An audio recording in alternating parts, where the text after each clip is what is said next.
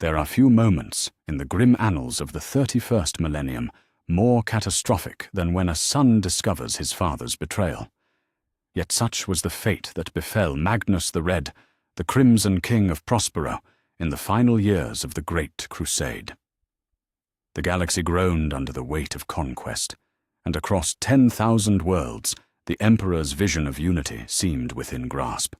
But beneath the golden facade of imperial triumph, shadows had begun to gather. Magnus had felt it first through the Empyrean, a wrongness that clung to his beloved brother Horus like a cancer.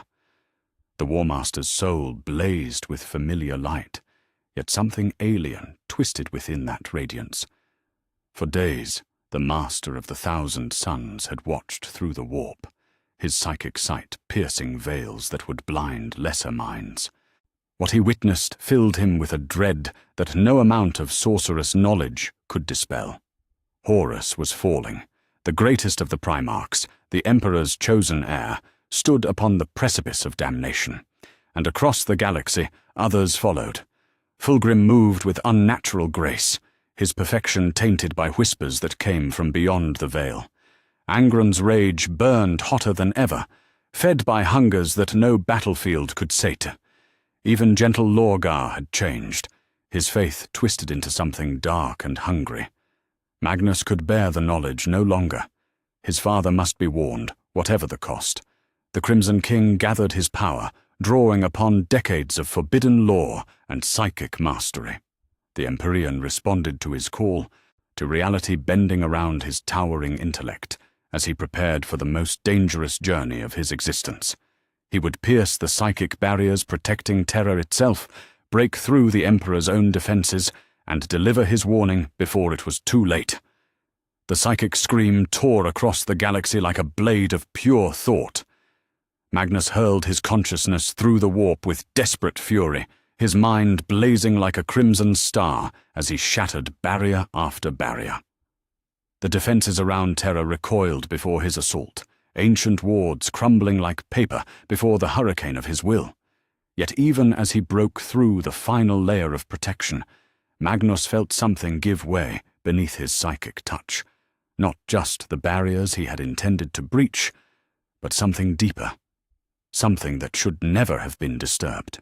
The pain lanced through his skull as he crashed into the throne room of the Imperial Palace, his psychic form materializing before the Golden Throne in all its incomplete glory.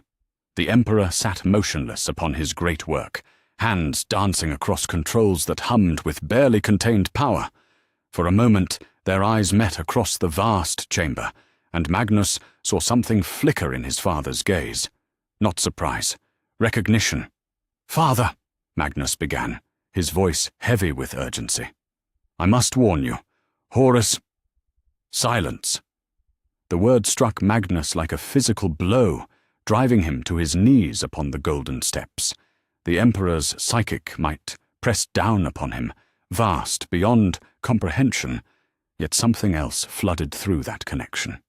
Data, images, memories that were not his own. Magnus gasped as foreign knowledge poured into his mind, or overwhelming his defenses. His desperate breach had shattered more than just the palace's psychic barriers.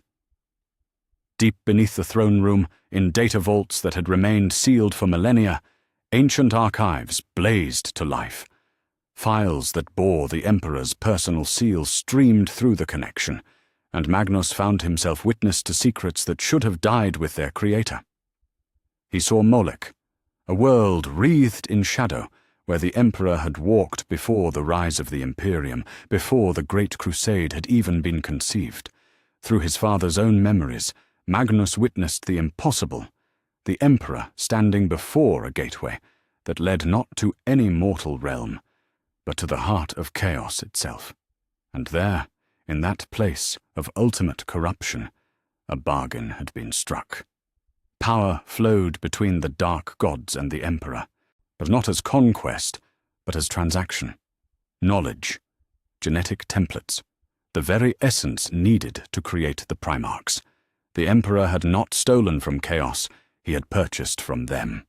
And the price had been a promise of future service, Magnus reeled as more files cascaded through his awareness.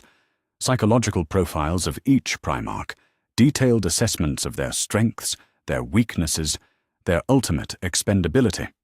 He saw his own file, marked with clinical notes about his psychic potential and the acceptable risk of corruption. But worse were the others. Angron, labelled as useful for initial compliance actions, recommend disposal post-crusade.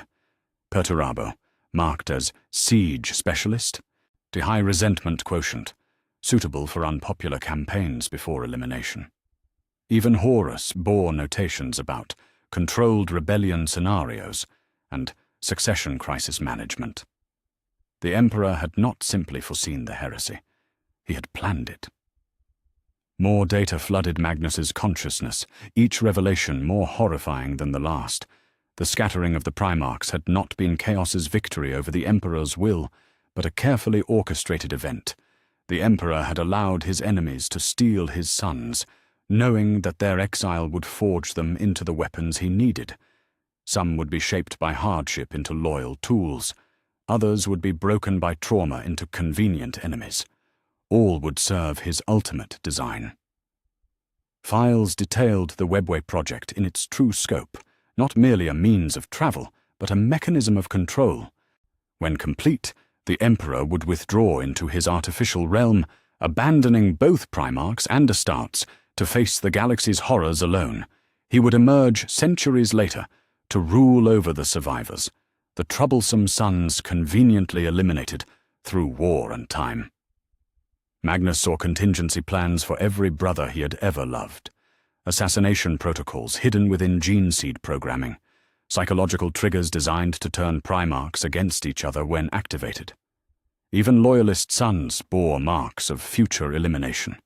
Sanguinius labelled as popular but genetically unstable, Dawn marked as useful until consolidation complete, then potential rival.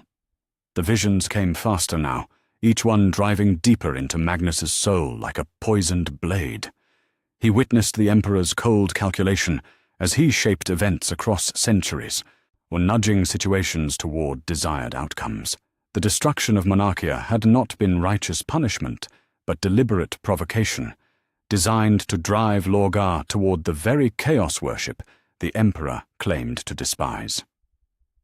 Angron's failed rescue had been staged theatre, ensuring the World Eater's rage would burn bright enough to serve as both weapon and cautionary tale. Even the Thunder Warrior's fate took on new meaning. They had been the prototype, discarded when their usefulness ended. The Astartes would follow the same path, and after them, the Primarchs themselves. All were temporary expedients in the Emperor's millennial plan to reshape humanity into something transcendent, something ruled absolutely by his immortal will. Magnus found himself weeping tears of blood as the final files opened before his sight. Projections, the models of how the coming civil war would unfold, calculated to eliminate precise numbers of both loyalist and traitor forces. The Emperor had known Horus would fall, had planned for it, had encouraged it through 1,000 subtle manipulations, ensuring his favored son would become the perfect enemy, dangerous enough to justify harsh measures, beloved enough to break the hearts of those who survived. The connection severed abruptly, leaving Magnus alone with knowledge that burned like acid in his mind. The Emperor sat upon his throne, unmoved by his son's anguish, already returning his attention to the great work. Around them, the palace's psychic defenses flickered and reformed, sealing away the breached archives once more. "Did you think there would be room for gods in my Imperium, my son?" The Emperor's voice carried no warmth, no love, only the cold weight of absolute certainty. "Even gods I created."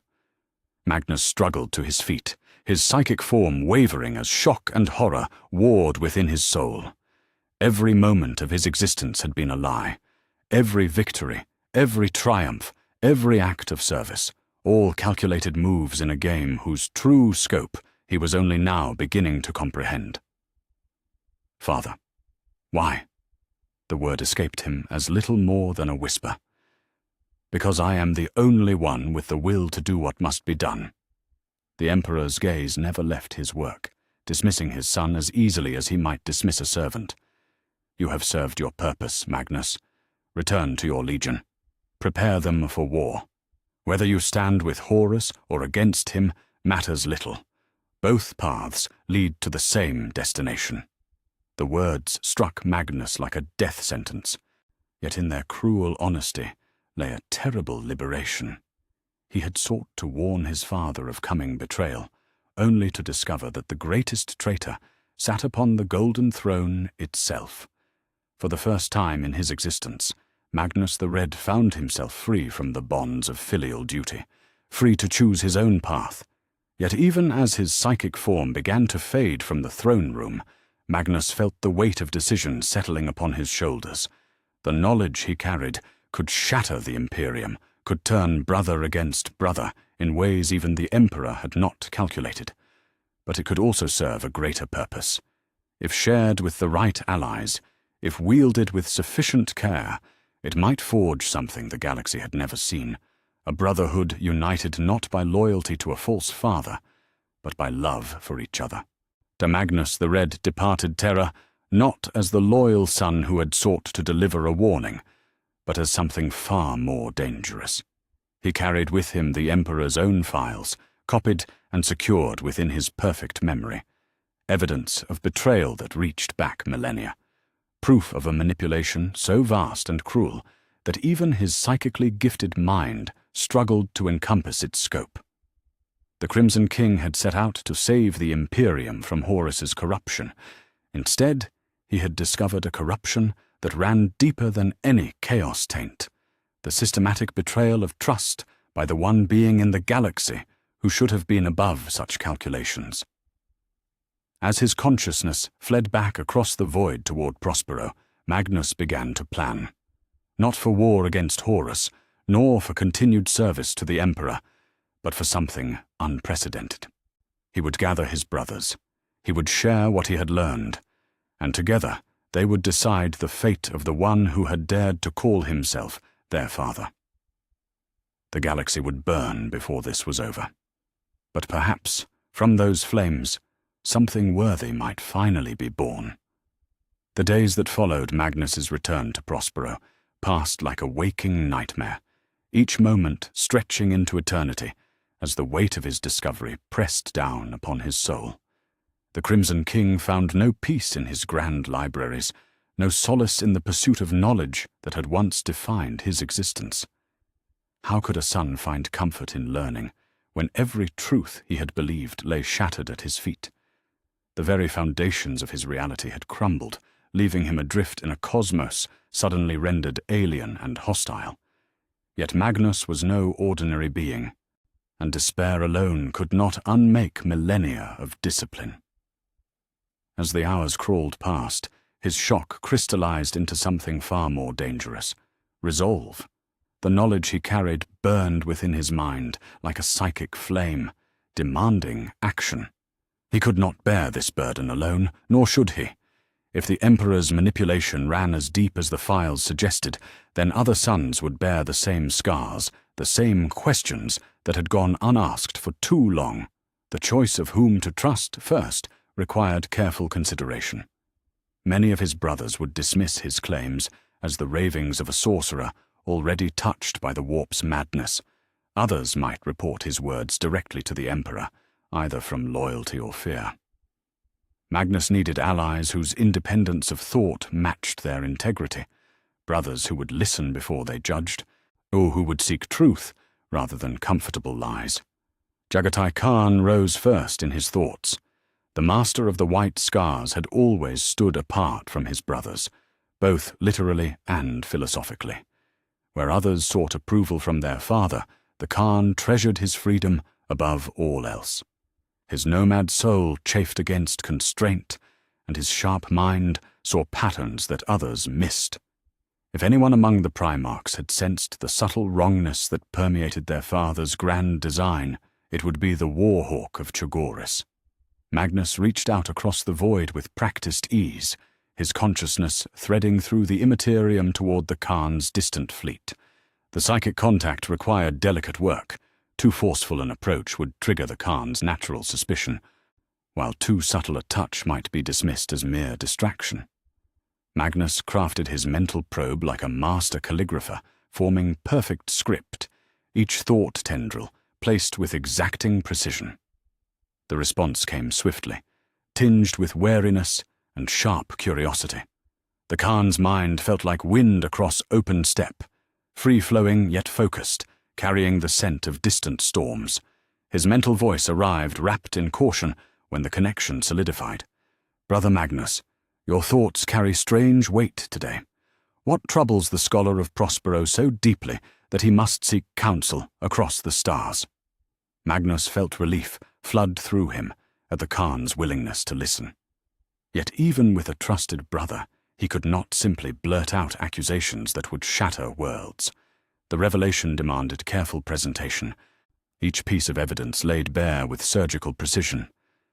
"Jagatai, I have discovered something that threatens everything we have built. Our father." Magnus paused, the words catching in his throat despite his resolve. "Our father is not what he claims to be. The Imperium itself rests upon foundations of deception and manipulation that reach back millennia." Silence stretched between them across the psychic link, heavy with the weight of implications neither brother wished to confront. When the Khan finally responded, his mental voice carried no surprise, only grim confirmation of long-held suspicions. "I have felt it for years," Jagatai admitted, his thoughts dark with suppressed anger. "The way he watches us, the way he speaks of unity while keeping secrets, the way he claims to love us while treating us as tools to be discarded when broken." A pause, filled with the phantom sound of wind through grass. "What did you discover, Magnus? What proof do you carry?"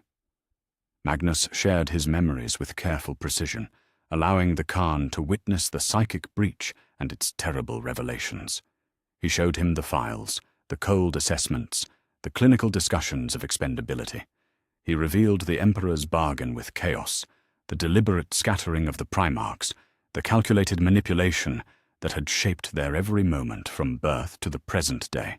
The Khan's fury blazed across their connection, like wildfire, hot and sudden, and utterly consuming. For long moments, Magnus feared the link might shatter under the weight of his brother's rage. Yet when Jagatai spoke again, his voice held the deadly calm of a hunter who has finally sighted his prey. "The Thunder Warriors," the Khan said simply. "I always wondered why he discarded them so completely. They served with honor, yet when their usefulness ended, they simply disappeared. No ceremony, no acknowledgement, just silence." His mental presence shifted, becoming sharper, more focused. "We are next, aren't we? All of us. Loyal or traitor, it matters not. When his great work is complete, he will erase us as easily as he erased them." Magnus confirmed the Khan's fears with heavy reluctance, sharing the Emperor's projections for the post-Crusade galaxy, a realm ruled by a transcendent human species, guided by their immortal creator from within his artificial paradise. No room for gods in such a future. Not even gods he had created. "There is another who must hear this," Magnus continued, his thoughts turning toward their most beloved brother. "Sanguinius has always seen more clearly than the rest of us. His gift of foresight may have shown him glimpses of what is to come. If anyone can help us understand the full scope of what we face, it is the angel." The Khan's agreement came tinged with both hope and dread. Sanguinius commanded love from all his brothers in ways that neither Magnus nor Jagatai could match. His nobility was legendary, his wisdom profound, his loyalty absolute. Yet those very qualities might make him the most dangerous brother to approach. If Sanguinius rejected their claims, his word alone could turn the entire fraternity against them. Magnus crafted the second psychic contact with even greater care than the first. Sanguinius's mind blazed like a star in the warp, beautiful and terrible and impossibly pure. The angel's consciousness felt like stepping into a cathedral, vast, sacred, filled with harmonies that spoke to the deepest parts of the soul. Yet as Magnus approached, he sensed something else beneath that perfect radiance. Pain. Ancient and bone-deep, the kind that came from seeing too much and understanding too little. My brothers, Sanguinius's mental voice carried warmth that could have melted glaciers, yet underneath lay currents of profound sadness. I have been expecting this conversation, though I prayed it would never come. The admission struck both Magnus and Jagatai like physical blows. If Sanguinius had foreseen this moment, had known what revelations awaited them, then the angel's famous visions had been showing him more than anyone suspected. "You have seen this future?" Magnus asked, hope and horror warring in his thoughts. "Fragments only," Sanguinius replied, his presence flickering as memories surfaced in his mind. Dreams of golden light turned to shadow. Visions of sons standing against their father, while worlds burned around them. I have watched brothers weep tears of blood as they learned truths that should never have been spoken. His mental voice grew softer, weighted with infinite sorrow. "I have seen my own death 1,000 times, Magnus, but until now, I never understood why it felt like mercy." The three Primarchs shared silence across their psychic bond, each grappling with the magnitude of what they faced. Sanguinius had been seeing glimpses of this moment for years, or perhaps decades, yet had been powerless to prevent it. The future approached like an avalanche, unstoppable and devastating, carrying away everything they had believed about their purpose and their father's love. "Show me," Sanguinius requested, his thoughts heavy with resignation. "Show me what you discovered, brother. Let me see with waking eyes what my visions have only hinted at in dreams." Magnus shared his memories once more, watching as the angel absorbed each revelation with growing anguish. He saw Sanguinius flinch at the expendability assessments, saw the perfect being's composure crack as he witnessed the Emperor's cold calculations. Yet when the sharing ended, Sanguinius's response carried not just horror, but terrible understanding. "It explained so much," the angel whispered across their link. "For the dreams that felt like warnings, the sense that we were being watched and weighed, the way he looks at us sometimes, not as sons, but as experiments whose results he is still evaluating." A pause filled with barely contained grief. "I have always known I would die for the Imperium. I accepted that fate gladly, believing it would serve a noble purpose. But to learn that my death is simply another calculated variable in his grand equation." The pain in Sanguinius's mental voice cut deeper than any blade. Magnus felt his brother's anguish as if it were his own, the angel's perfect nobility bleeding away to reveal the wounded soul beneath. For millennia, Sanguinius had borne the burden of foresight, glimpsing terrible futures while believing his sacrifices would prevent them. Now he understood that those futures were not possibilities to be avoided, but inevitabilities to be orchestrated. "The Webway project," Jagatai interjected, his thoughts turning toward practical concerns.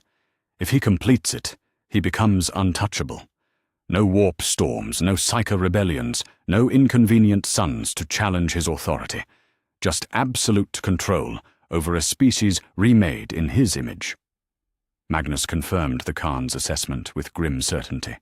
The Emperor's artificial realm would serve as both paradise and prison, a golden cage from which he could manipulate humanity's evolution for eternity.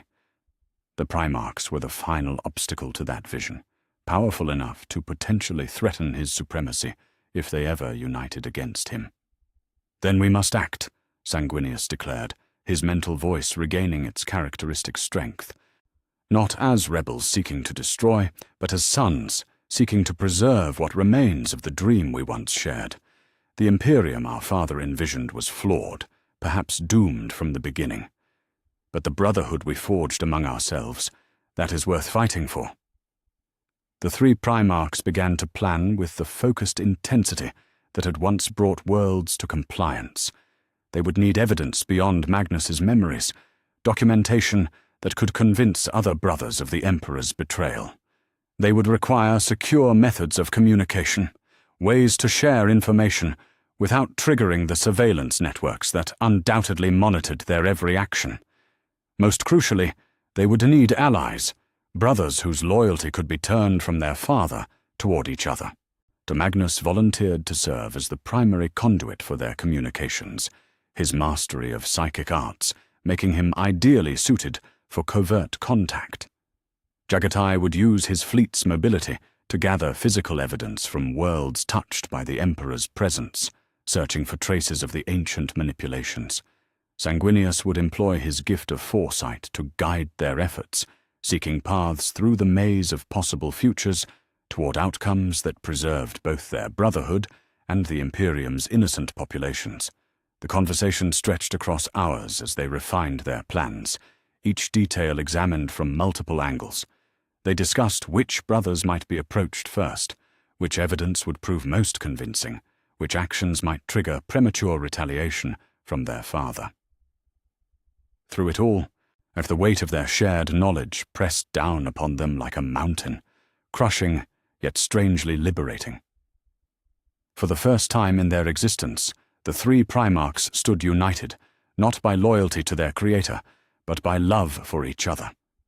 The bonds that tied them together had been forged in the fires of the Great Crusade, tempered by shared victories and common purpose. Now those bonds would be tested by the greatest trial any brotherhood could face, the choice between comfortable lies and terrible truths. As their psychic communion finally drew to a close, each Primarch carried with him not just the burden of dark knowledge, but something far more precious: hope. Not for the preservation of their father's dream, which had already been corrupted beyond redemption, but for the creation of something new, of something worthy of the sacrifices that had brought them this far. The galaxy would change before this was finished, yet perhaps, if they proved strong enough and wise enough and united enough, it might change for the better. The Emperor had given them power to conquer worlds. Now they would use that power to save the brotherhood he had tried to destroy. The war for truth had begun. The world of Xerxes Prime bore no strategic value beyond its isolation, a barren rock drifting in the void between major shipping lanes where three Primarchs could meet without attracting unwanted attention. Its surface stretched endlessly in all directions, cracked stone and windswept dust beneath a pale sky that seemed to leach color from everything it touched. No armies marched across these wastes. No cities rose from its crust. It was, in every sense, forgotten by the galaxy's great affairs, which made it perfect for conspiracies that could reshape the fate of mankind. Magnus materialized first, his psychic form solidifying into crimson-armored reality as he stepped through dimensional veils that lesser beings could not perceive. The effort of such precise teleportation still taxed even his considerable abilities, yet he had grown adept at concealing his movements from prying eyes. The Emperor's surveillance networks were vast, but they relied upon conventional methods of detection. Warpcraft wielded with sufficient subtlety could slip between their mechanical senses like shadow through moonlight. Jagatai Khan arrived minutes later aboard a single-seat interceptor that screamed out of the upper atmosphere in a controlled dive. The craft touched down with barely a whisper of displaced air, its pilot dismounting with the fluid grace that marked all the Khan's movements. Even here, on a dead world far from any battlefield, the Warhawk carried himself like a warrior, expecting ambush. His hand rested casually near his sword hilt, dark eyes scanning the horizon for threats that existed only in possibility. Sanguinius descended from above like a falling star, his wings catching thermals that should not have existed in the planet's thin air. The angel's arrival felt like sunrise after endless night, his perfect features unmarked by the strain that weighed upon his brothers. Yet those who knew him well could see the shadows gathering behind his luminous gaze, the weight of visions that grew darker with each passing day. He alighted upon the barren ground with celestial grace, folding wings that gleamed like polished gold against the desolate landscape. The three conspirators stood in silence for long moments, each lost in contemplation of what they were about to attempt. To approach Lion Eljonson was to court disaster of the highest order. The Master of the Dark Angels trusted no one completely, questioned every motive, and possessed a tactical mind sharp enough to cut through any deception they might craft. Worse, his loyalty to the Emperor ran deeper than most, not from love, as with some brothers, but from a rigid sense of duty that had been forged in the forest hell of Caliban. Yet that same paranoid nature might serve their purposes.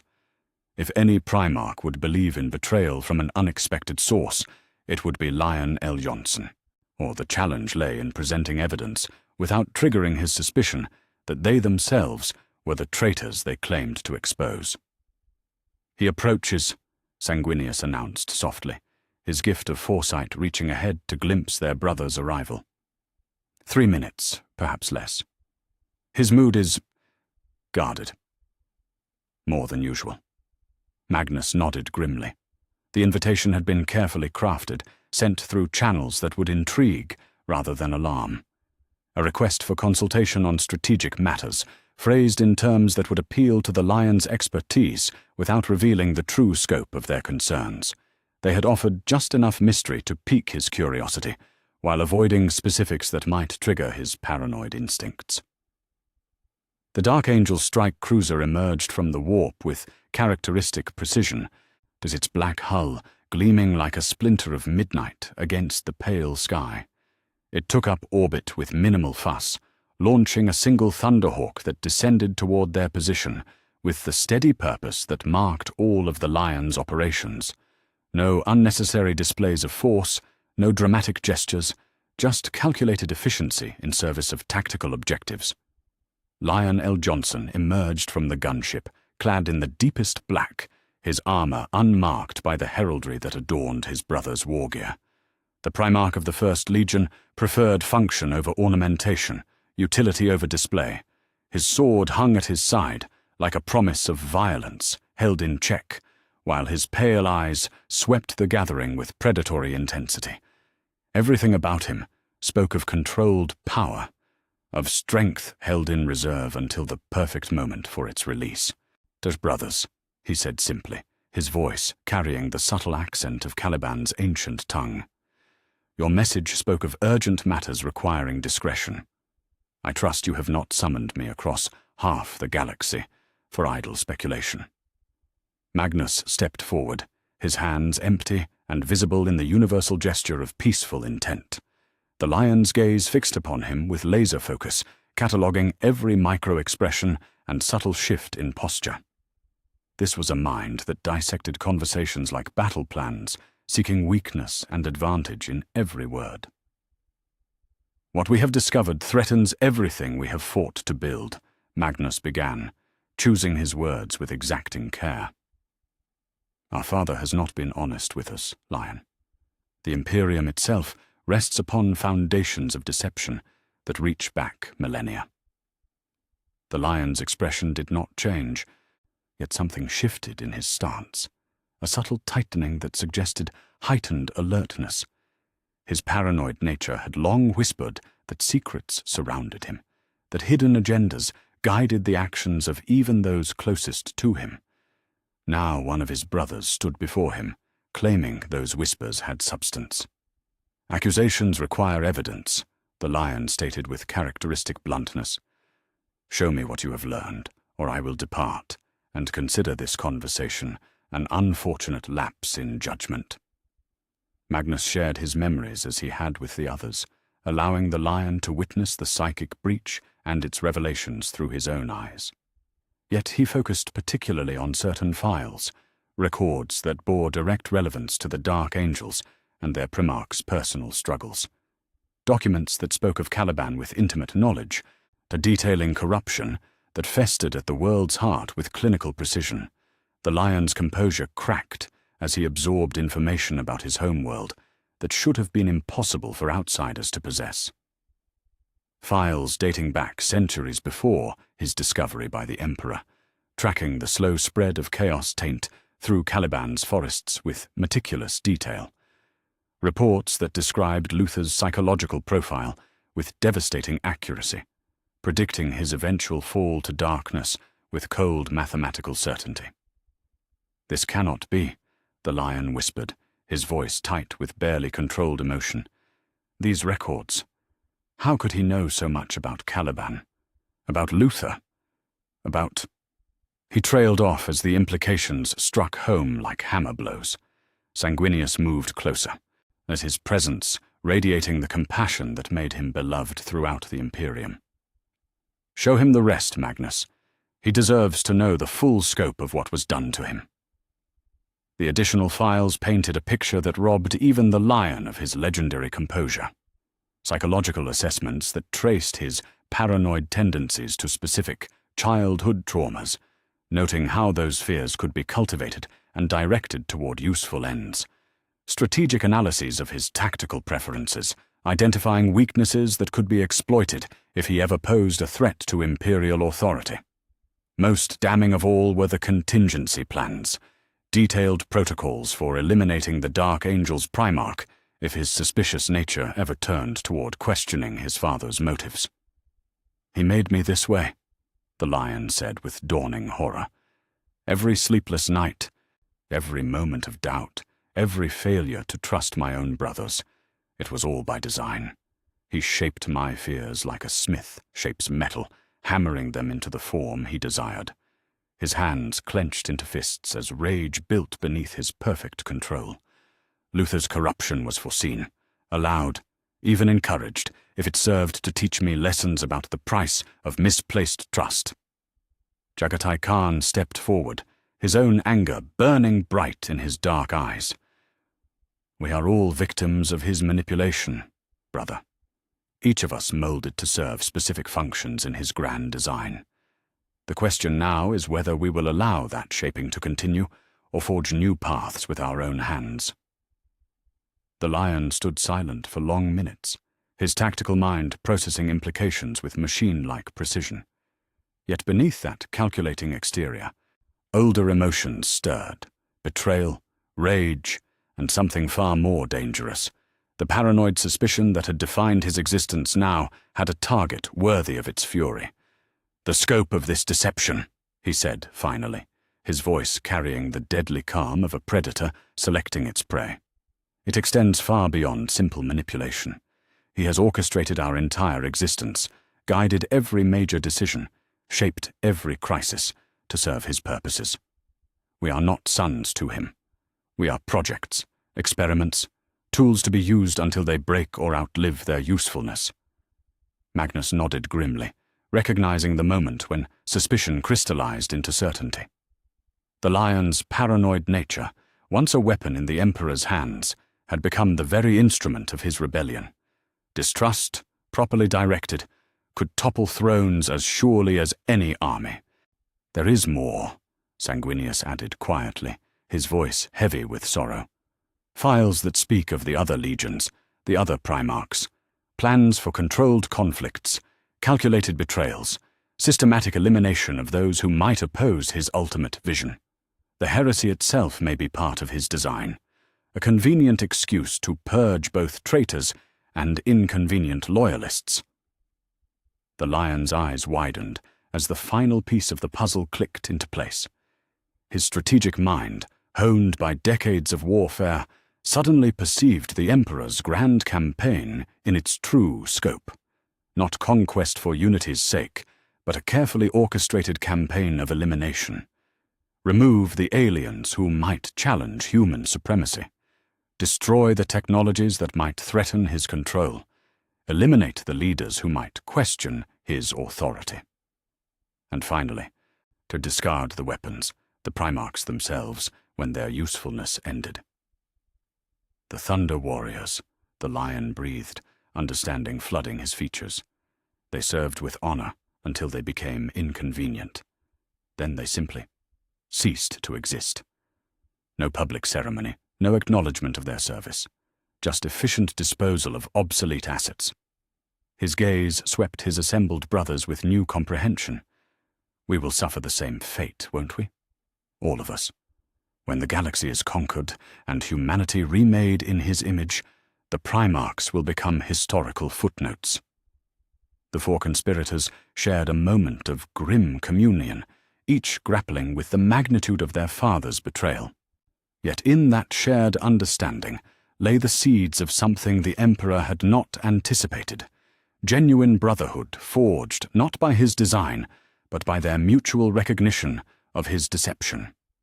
The Lion straightened, his decision crystallizing with characteristic swiftness.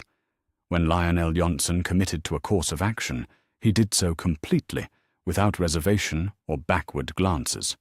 The same qualities that had made him the Emperor's perfect weapon would now serve a different master, truth itself.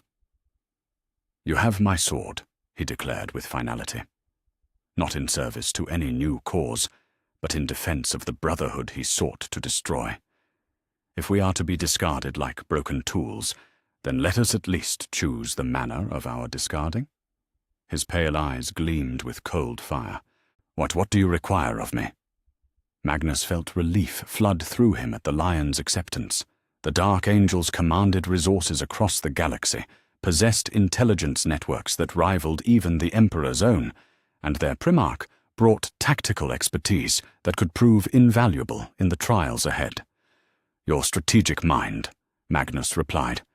"Your ability to see patterns and anticipate enemy movements. We need to approach other brothers, gather evidence, build a coalition strong enough to expose his crimes, but we must do so without triggering his countermeasures. One wrong step and we become the traitors he will claim we always were." The Lion nodded, his tactical mind already working through possibilities and contingencies. Which brothers can be trusted? Which approach will prove most effective? What evidence carries the greatest weight? He paused, considering. And perhaps most importantly, what do we do when he inevitably discovers our activities? Sanguinius's wings shifted restlessly as his foresight stirred, showing glimpses of possible futures too dark to contemplate fully. The storm approaches, brothers. Each step we take brings us closer to open conflict with our father. Yet I sense that this path, terrible as it may be, offers the only hope for preserving what we truly value. Jagatai Khan smiled grimly, the expression holding no warmth. "Then we ride the storm, Angel, as we have ridden so many before. The winds may be fierce, but they blow toward freedom." The four Primarchs began to plan with the focused intensity that had conquered worlds, yet now their enemy was not some alien tyrant or rebellious governor, but they faced the architect of their own existence, the being who understood their every strength and weakness because he had designed them himself. The challenge seemed impossible, the odds beyond calculation. Yet they possessed one advantage their father had not anticipated in his careful planning. They had learned to love each other, not because he commanded it, but despite his manipulations. That love, pure and uncompromised by external design, might prove stronger than any weapon in the Emperor's arsenal. The conspiracy to save the Imperium from its own founder had gained its first strategic mastermind. The Lion had awakened to the truth of his betrayal, and his fury burned cold as the void between stars. The hunt for the ultimate prey had begun. Across the galaxy, other sons of the Emperor continued their campaigns, but unaware that four of their brothers had taken the first steps toward a war that would determine the fate of every human soul. Yet even as they planned in secret, the shadows of their father's surveillance began to stir.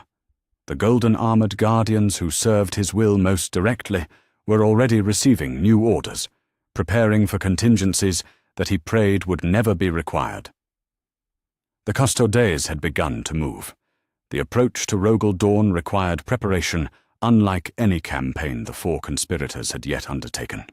The Praetorian of Terror stood as the Emperor's most unshakable foundation, a being whose loyalty ran deeper than bedrock, and whose sense of duty formed the very core of his existence.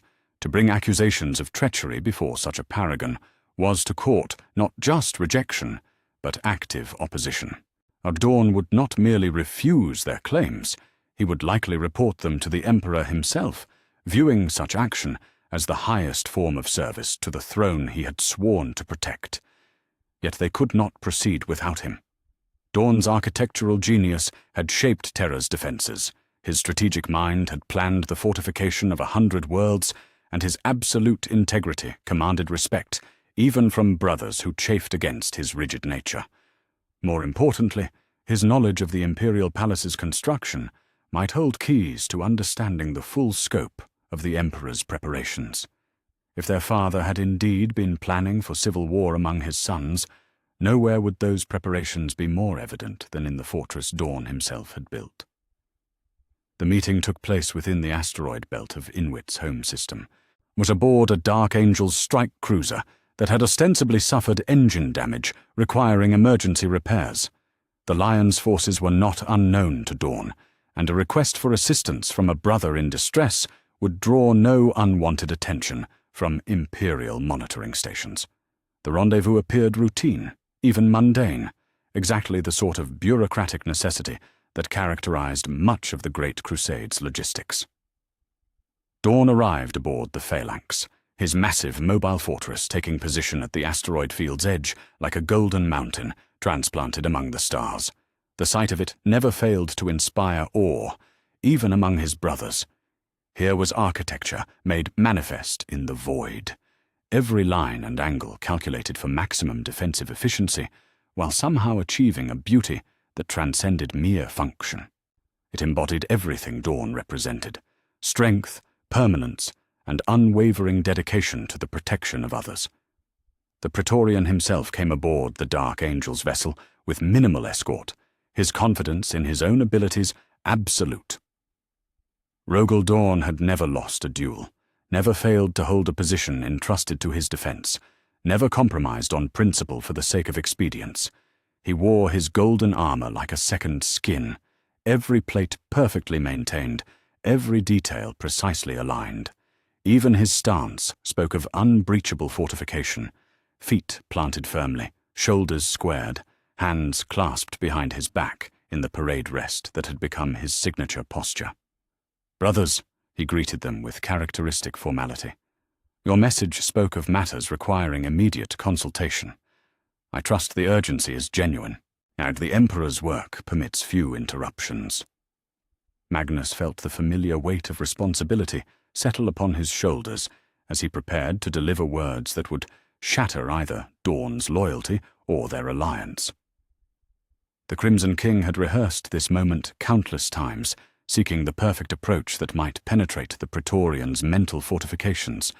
Yet looking upon Dawn's implacable features, he wondered if any words possessed such power. "What we have discovered threatens the very foundations of everything we have built," Magnus began carefully. "Our father has been deceiving us, Rogel. The Imperium rests upon lies that reach back to the very beginning of his rule." Dawn's expression did not change, yet something shifted in his bearing, a subtle straightening that suggested heightened attention. But his pale eyes fixed upon Magnus with the intensity of siege artillery acquiring a target.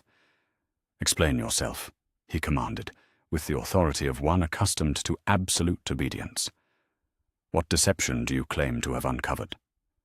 Magnus shared his memories as he had with the others, yet he chose his revelations with particular care.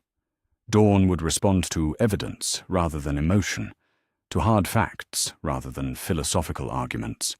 He showed the files detailing Terra's fortification, the ones that spoke of defensive preparations with frightening specificity, records that detailed not just protection against external threats, but measures designed to contain internal ones as well. The Praetorian absorbed the information with the methodical patience he brought to all challenges, yet Magnus could see cracks beginning to form in his composure. Dawn's own architectural knowledge allowed him to understand the implications of what he witnessed in ways that other brothers couldn't. These were not theoretical designs, but practical blueprints drawn by an architect who understood siege warfare from both sides. "Impossible," Dawn stated flatly, though his voice carried less certainty than his words. "These specifications, They suggest defensive preparations against forces possessing intimate knowledge of the palace's construction, against enemies who could predict our tactical responses because they helped design them. He paused, his tactical mind working through implications that chilled him to the bone. Against us. Sanguinius stepped forward, his presence radiating the compassion that had made him beloved throughout the galaxy. Brother, I know this is difficult to accept, but there is more, much more.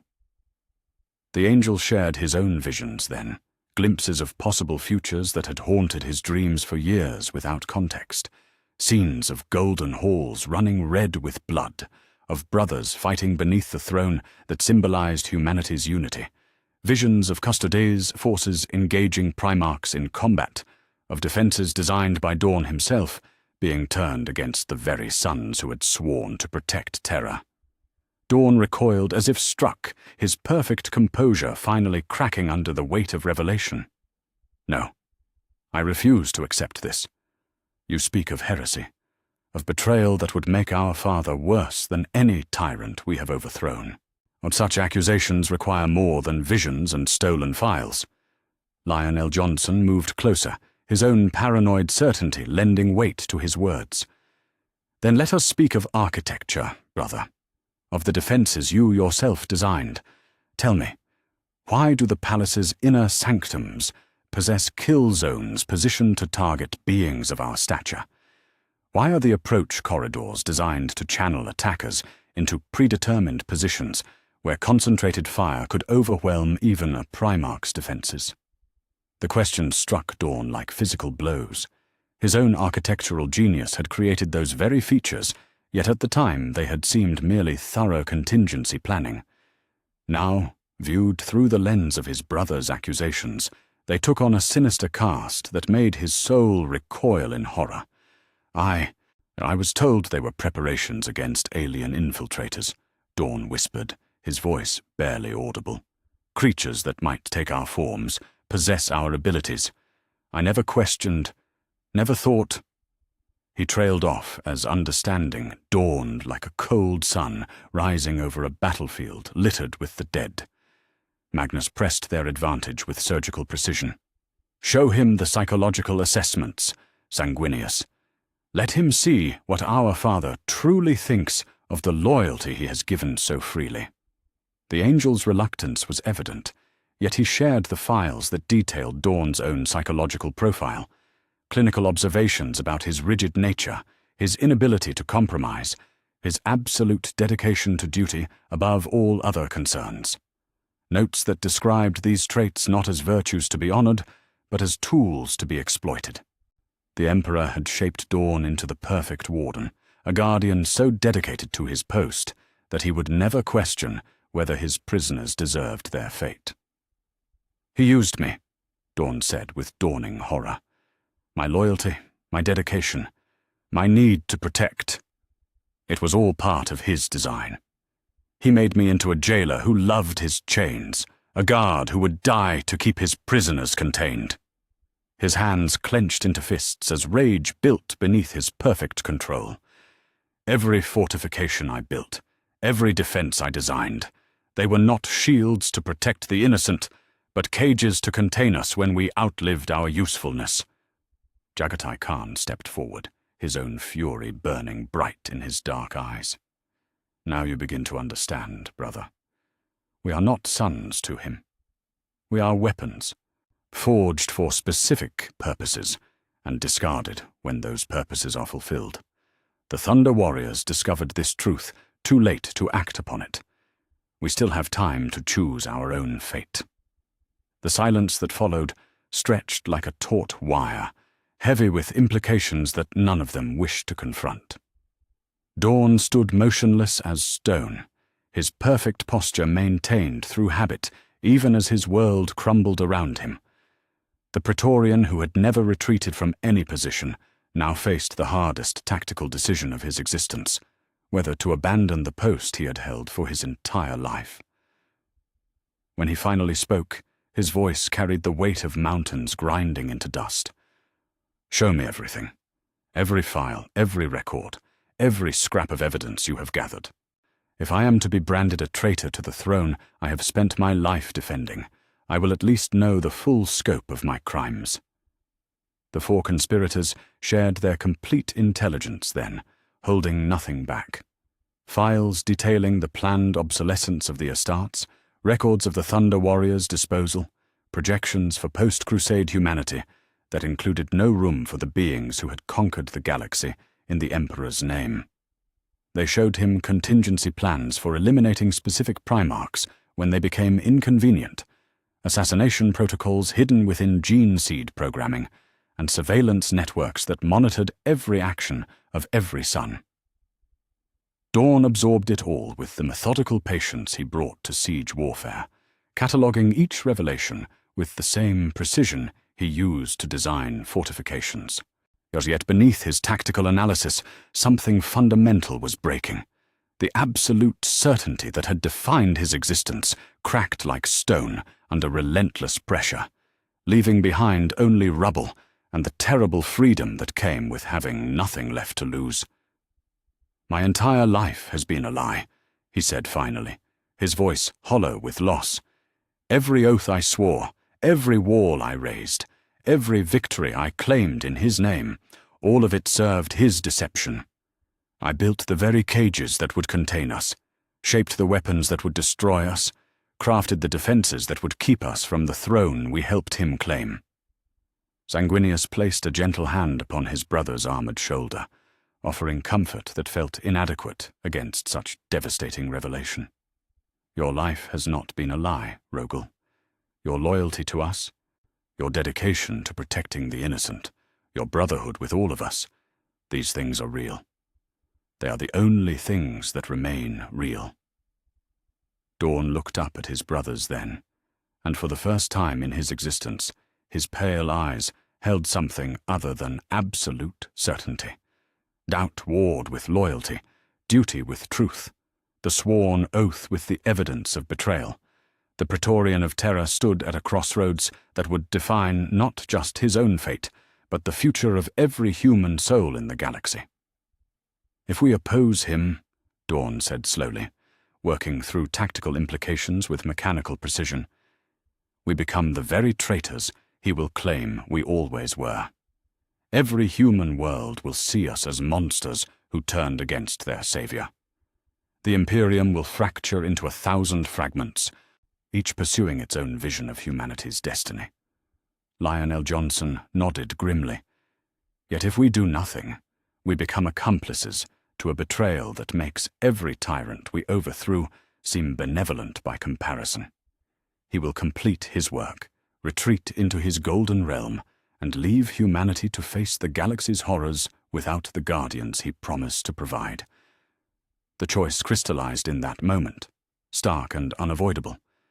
Stand with the father who had created them for purposes they had never understood, or stand with the brothers who offered truth instead of comfortable lies. Preserve the Imperium as it was, built upon deception and manipulation, or forge something new from the ashes of shattered illusions. Dawn straightened slowly, his perfect posture returning as decision settled over him like armor. When he spoke, his voice carried the finality of a fortress gate slamming shut. "I have spent my life defending walls," he said with quiet intensity. "Perhaps it is time I learned to tear them down instead. You have my oath, brothers, not to any new cause, but to the truth you have shown me. If the Emperor wishes to treat us as enemies, then let him face enemies worthy of the name." The Alliance had gained its greatest victory and its most terrible burden. Rogel Dawn's loyalty, once turned, would prove as unbreakable as his fortifications. Yet they had also gained his knowledge of Terra's defenses, his understanding of the Emperor's strategic thinking, and perhaps most crucially, his absolute commitment to protecting those he considered innocent. The Praetorian of Terror had fallen, but from his collapse something new was rising. A brotherhood forged not by their father's design, but by their own choice, united not by duty, but by love, strengthened not by lies, but by the terrible freedom that came with knowing the truth. The Emperor had created the perfect fortress to contain his rebellious sons. Now the architect of that fortress stood ready to show them how to bring it down. The recommendation came from Rogel Dawn, delivered with the characteristic bluntness that marked all the Praetorians' communications. If you seek to understand the scope of imperial surveillance, there is only one brother whose networks run deep enough to reveal the truth.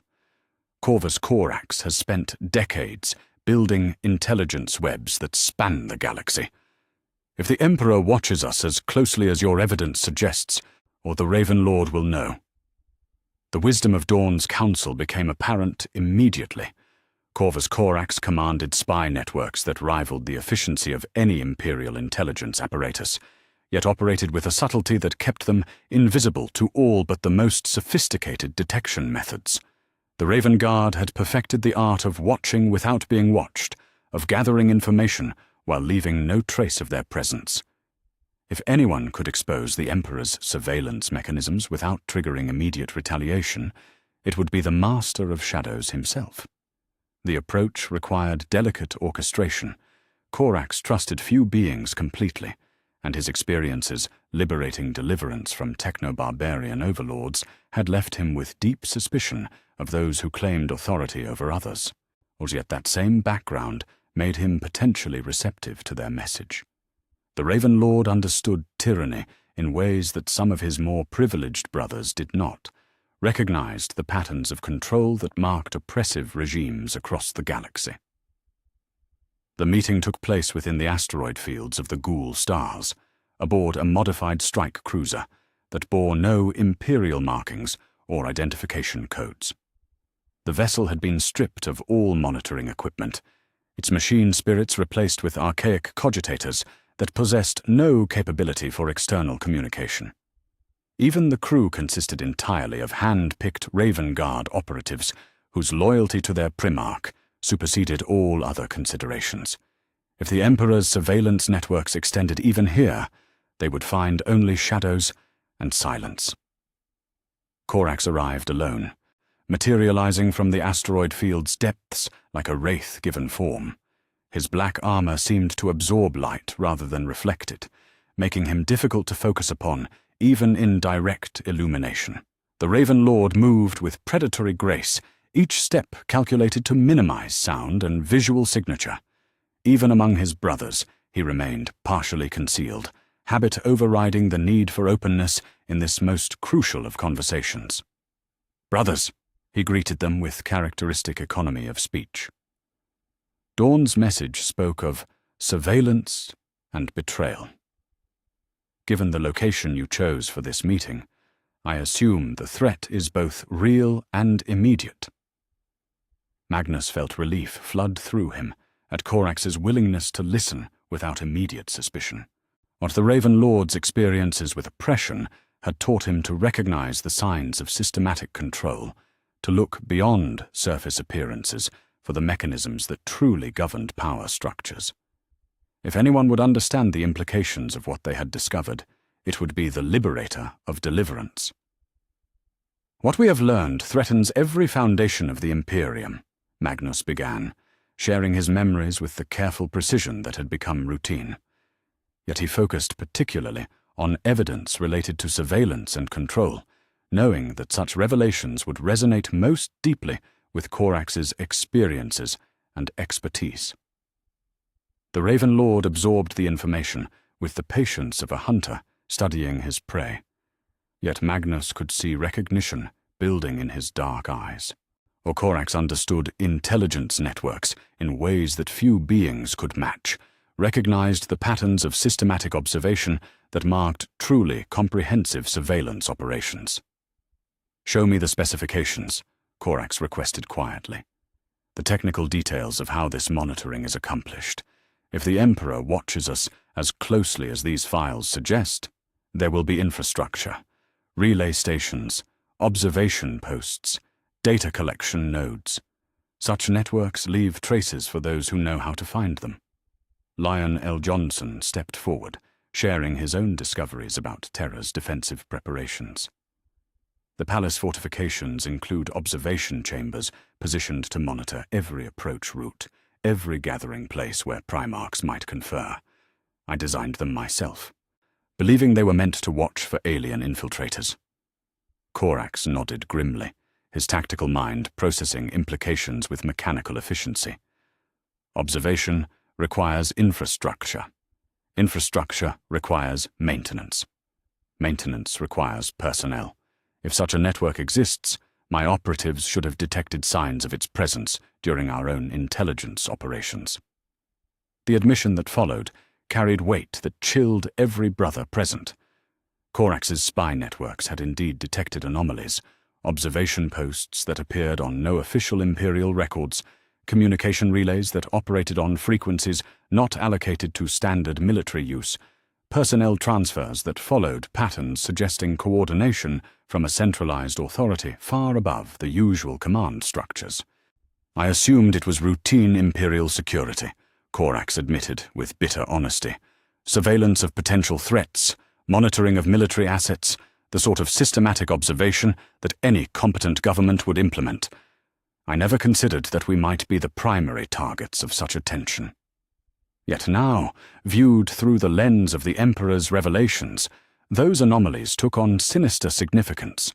Korax shared intelligence reports that painted a picture of surveillance so comprehensive it defied belief.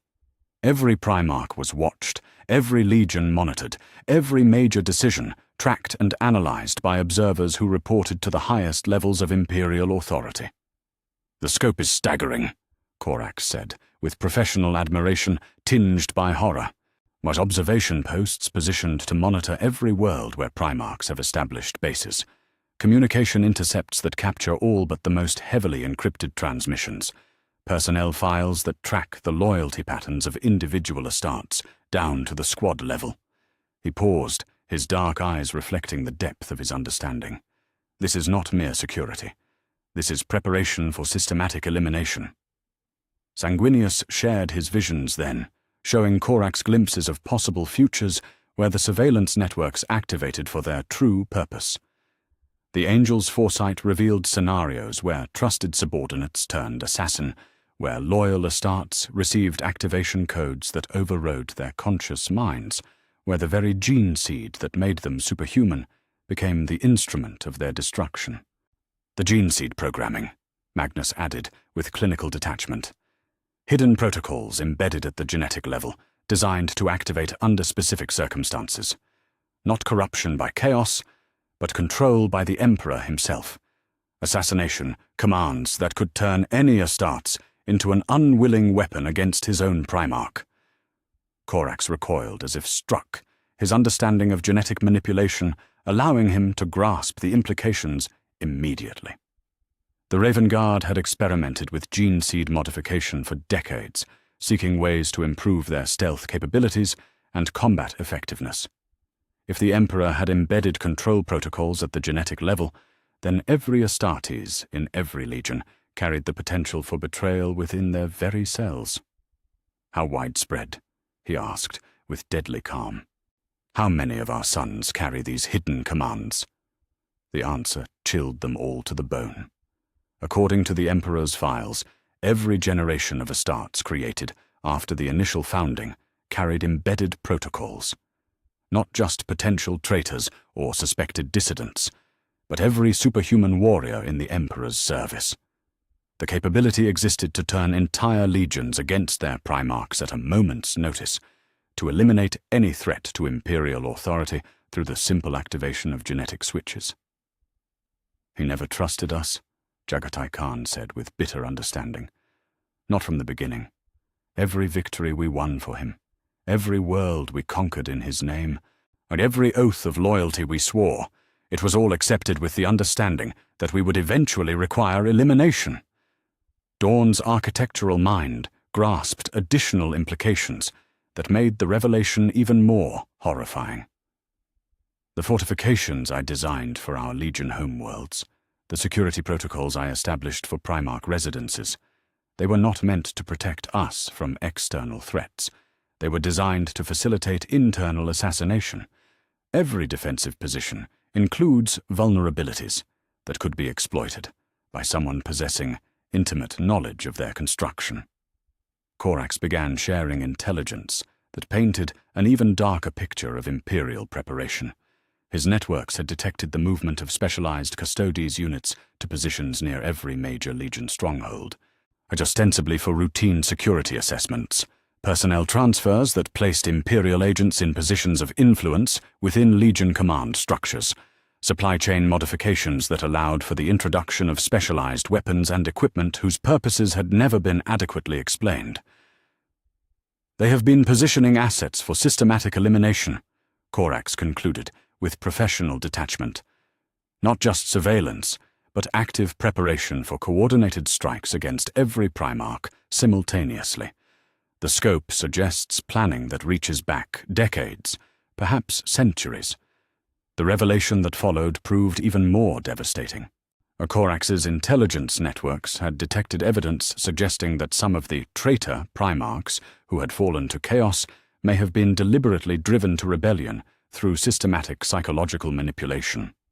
Isolation campaigns that separated vulnerable brothers from sources of support, crisis situations that pushed them toward desperate decisions, exposure to chaos influences that might have been arranged rather than accidental. Angron's fall, Magnus said with dawning horror.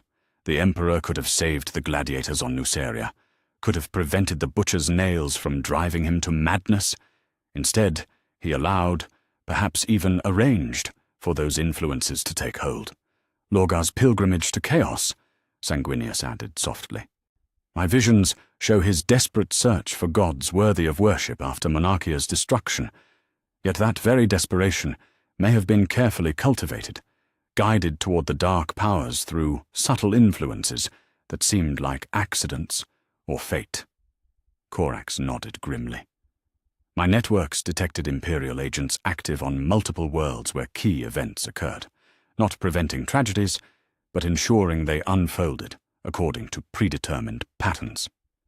The corruption of certain Primarchs may have been orchestrated to provide justification for eliminating all of us when the time proved right.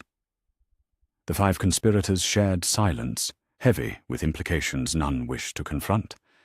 Their father had not simply been planning their eventual disposal. He had been actively engineering the conditions that would make such elimination appear justified. And some brothers would fall to chaos and provide the excuse for purging all Primarchs as potentially corrupted. Others would remain loyal until the moment their usefulness ended, at which point they would simply disappear like the Thunder Warriors before them. "How long do we have?" Lionel Johnson asked with tactical directness. If the surveillance networks are this comprehensive, if the elimination assets are already in position, when do the orders arrive? Korax's response chilled them all. My sources suggest activation protocols have already been distributed to key personnel, not for immediate implementation, but for readiness assessment. The Emperor is testing his ability to eliminate us whenever he chooses. We may have weeks, perhaps months, before he decides the time has come. The urgency of their situation crystallized in that moment. They were not simply uncovering evidence of past manipulations, they were racing against active preparations for their own destruction. Every moment they spent gathering intelligence brought them closer to the Emperor's detection of their activities.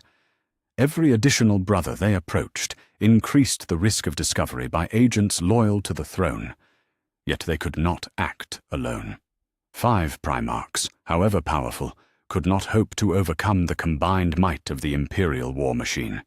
They needed allies among their brothers, support from their legions, evidence so overwhelming that even loyal Astartes would be forced to confront the truth of their creator's betrayal.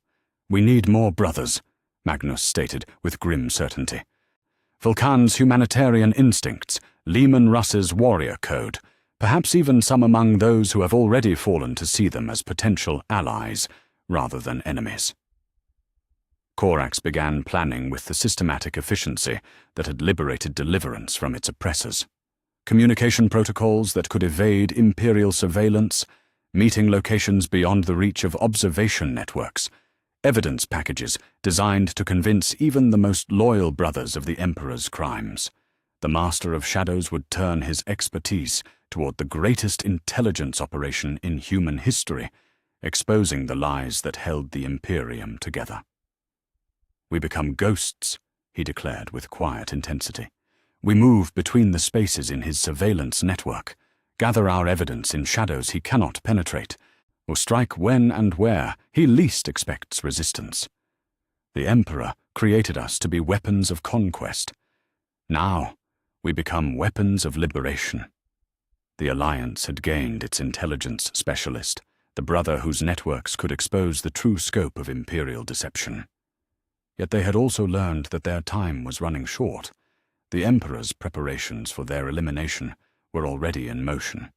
Assassination assets positioned for coordinated strikes that could eliminate every Primarch simultaneously.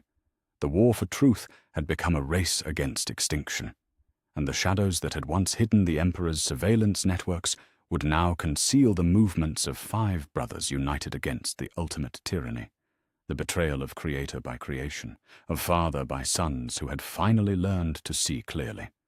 The galaxy held its breath, unaware that the fate of every human soul hung in the balance between those who would preserve comfortable lies and those who would sacrifice everything for dangerous truths. The Forges of Nocturne had always sung with the rhythm of creation, their ancient flames dancing to melodies that spoke of craftsmanship and care. Yet as Vulcan labored over his latest work, a communications array designed to pierce even the most sophisticated Imperial surveillance networks, the songs felt different, darker. Each hammer blow carried the weight of terrible knowledge. Each spark that flew from heated metal seemed to flicker with the memory of revelations that had shaken the very foundations of his existence. The message from his brothers had come through channels so subtle that even Corax's spy networks would have struggled to detect them. A request for consultation on humanitarian protocols during compliance actions, phrased in terms that would attract no unwanted attention, while conveying urgent necessity to those who understood the code. Vulcan had responded immediately, not from duty to the Alliance he did not yet know existed, but from the compassion that had always defined his approach to the Great Crusade. The meeting location reflected careful consideration of Vulcan's unique nature among his brothers. Rather than some barren asteroid or hidden facility, they had chosen Prometheus Station, a supply depot that served civilian refugee populations displaced by the Crusade's expansion. Here, among ordinary humans grateful for Imperial protection, Vulcan would feel most at ease. More importantly, the station's humanitarian mission would provide perfect cover for discussions about protecting innocent lives. Vulcan arrived aboard a modest transport rather than a warship, his escort consisting primarily of Salamander's techmarines and apothecaries rather than assault troops. The Primarch of the 18th Legion had always preferred to project strength through protection rather than intimidation, to demonstrate the Imperium's benevolence rather than its might. His black skin gleamed like polished obsidian in the station's artificial lighting, while his red eyes radiated warmth that seemed to kindle hope in every human who looked upon him. The 5 conspirators waited in a conference chamber, designed for civilian use rather than military briefings. Comfortable furniture replaced Spartan metal benches, while viewports offered glimpses of refugee ships docking with supplies from across the sector. Everything about the environment spoke of care for ordinary humans, the very quality that made Vulcan beloved throughout the galaxy, and potentially vulnerable to the revelations they were about to share. "Brothers!" Vulcan greeted them with characteristic warmth, his voice carrying harmonics that resonated like distant thunder. "Your message spoke of humanitarian concerns requiring urgent attention. How may the Salamanders assist in protecting the innocent?" Magnus felt his soul recoil from what he was about to do. Of all his brothers, Vulcan seemed least deserving of the burden they carried, least prepared for the shattering of illusions that had sustained his humanitarian mission for centuries. Yet that very compassion made him essential to their cause. If they could not convince the most humane of their number to stand against their father's cruelty, then perhaps their cause deserved to fail. What we have discovered challenges every assumption we have held about our father's intentions, Magnus began carefully. The Imperium's future includes plans that would horrify any being possessing conscience or compassion. Plans that treat human life not as sacred, but as raw material to be shaped according to genetic specifications. Vulcan's expression shifted from warmth to concern as Magnus shared the memories that had shattered their fellowship. As yet he focused particularly on files that dealt with post-Crusade humanity, documents that spoke of population management and genetic optimization with clinical detachment, records that discussed baseline humans not as citizens to be protected, but as evolutionary deadweight to be discarded when no longer useful. The Salamander's Primarch absorbed the information with growing horror, his mastery of genetics allowing him to understand implications that might escape his brothers. These were not theoretical proposals, but detailed implementation plans, complete with timelines, resource allocations, and efficiency calculations. The Emperor intended to remake humanity entirely, preserving only those specimens that met specific genetic criteria, while eliminating the rest through methods ranging from sterilization to systematic extermination. "Oh, this cannot be accurate," Vulcan said, though his voice carried no conviction. "Our father speaks constantly of humanity's unity, of protecting the innocent from alien predation. These files suggest genocide on a scale that would dwarf any atrocity committed by the enemies we have overthrown." Sanguinius stepped forward, his presence radiating the sorrow that had marked all his recent visions. "I have seen glimpses of the future he envisions, brother. Worlds emptied of their original populations, replaced by engineered specimens that bear human form but lack human souls. The Great Crusade's liberation becomes history's greatest deception, not conquest for protection's sake, but harvesting for selection purposes." The angel shared his visions then, showing Vulcan scenes of possible futures that made the Primarch's noble spirit recoil in revulsion, compliant worlds suddenly transformed into processing centers where populations underwent genetic screening. Those who passed the increasingly stringent tests were allowed to reproduce under carefully controlled conditions. Those who failed simply disappeared, their fate recorded only in efficiency reports that treated human lives like statistical variables. "The Webway project," Lionel Johnson added with tactical precision, "its true purpose extends far beyond creating transportation networks. When complete, it will allow the Emperor to withdraw into an artificial realm while leaving the galaxy to face its own transformation. No inconvenient witnesses to what follows, no moral objections from sons who might question his methods." Vulcan listened to each revelation with mounting anguish, his compassionate nature making every detail strike home like physical blows. Yet the worst revelations were still to come.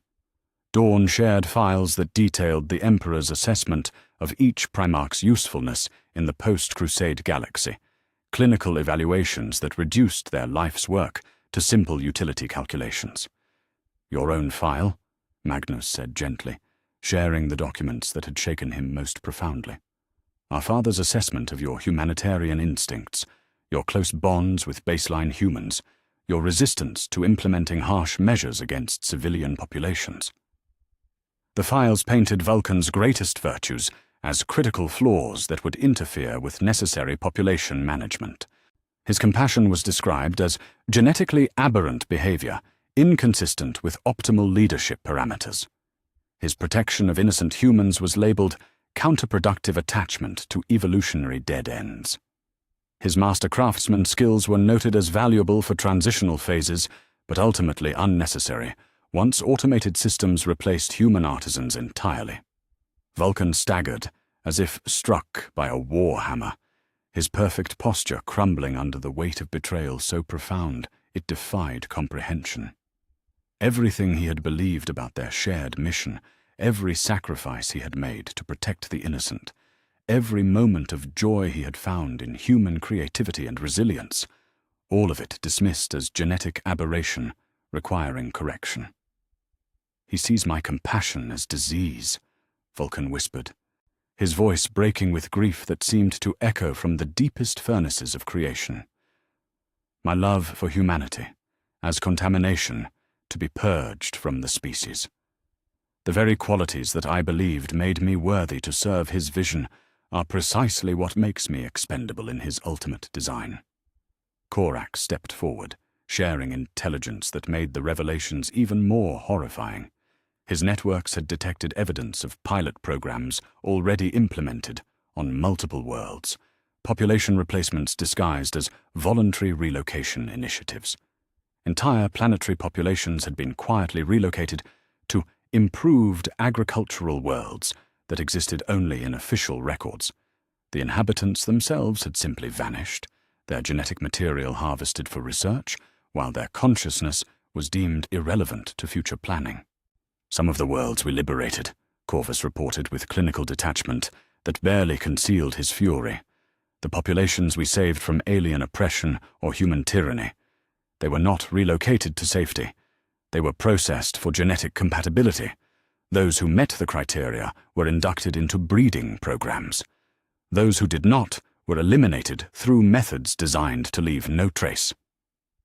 The revelation struck Vulcan like molten metal poured into his soul.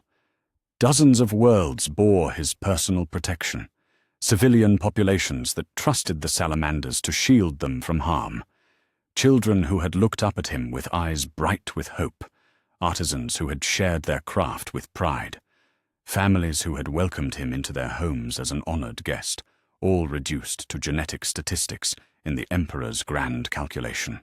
"But how many?" he asked, though he dreaded the answer.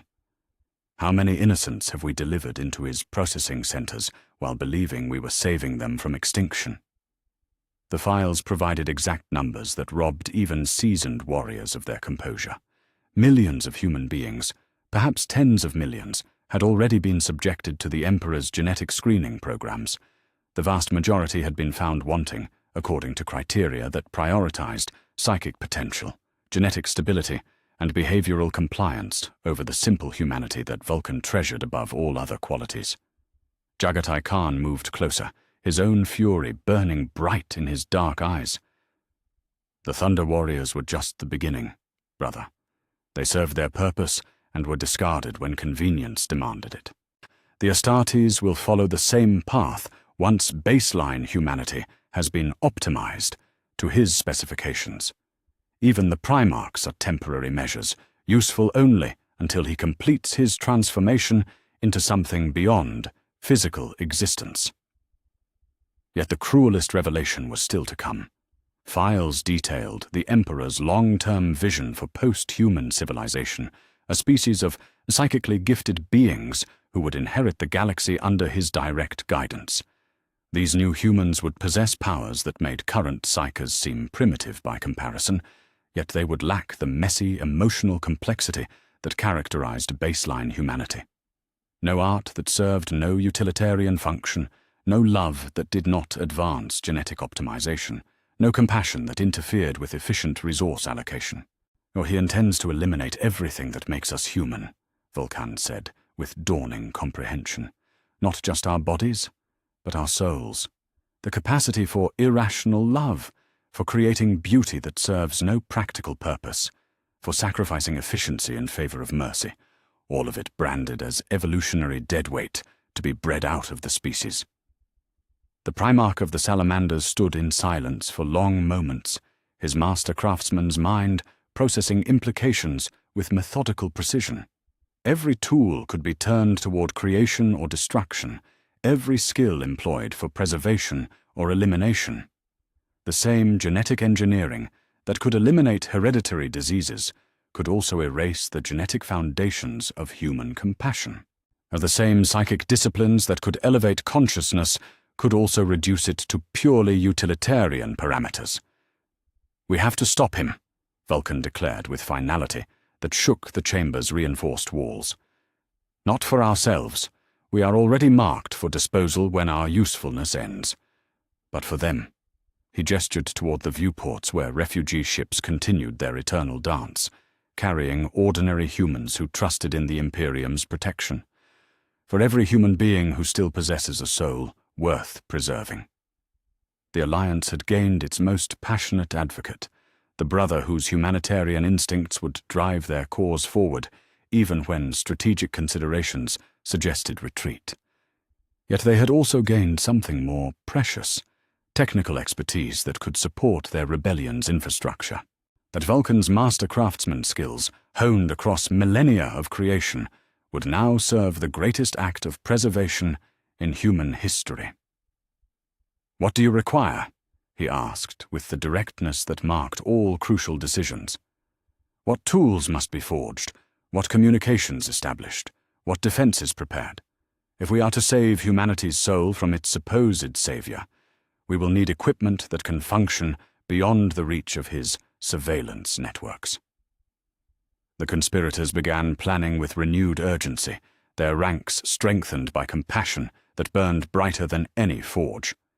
Vulcan would craft communication arrays that could pierce Imperial surveillance, weapons that could breach defenses designed by his own hand, armor that could protect them from the very legions they had helped create.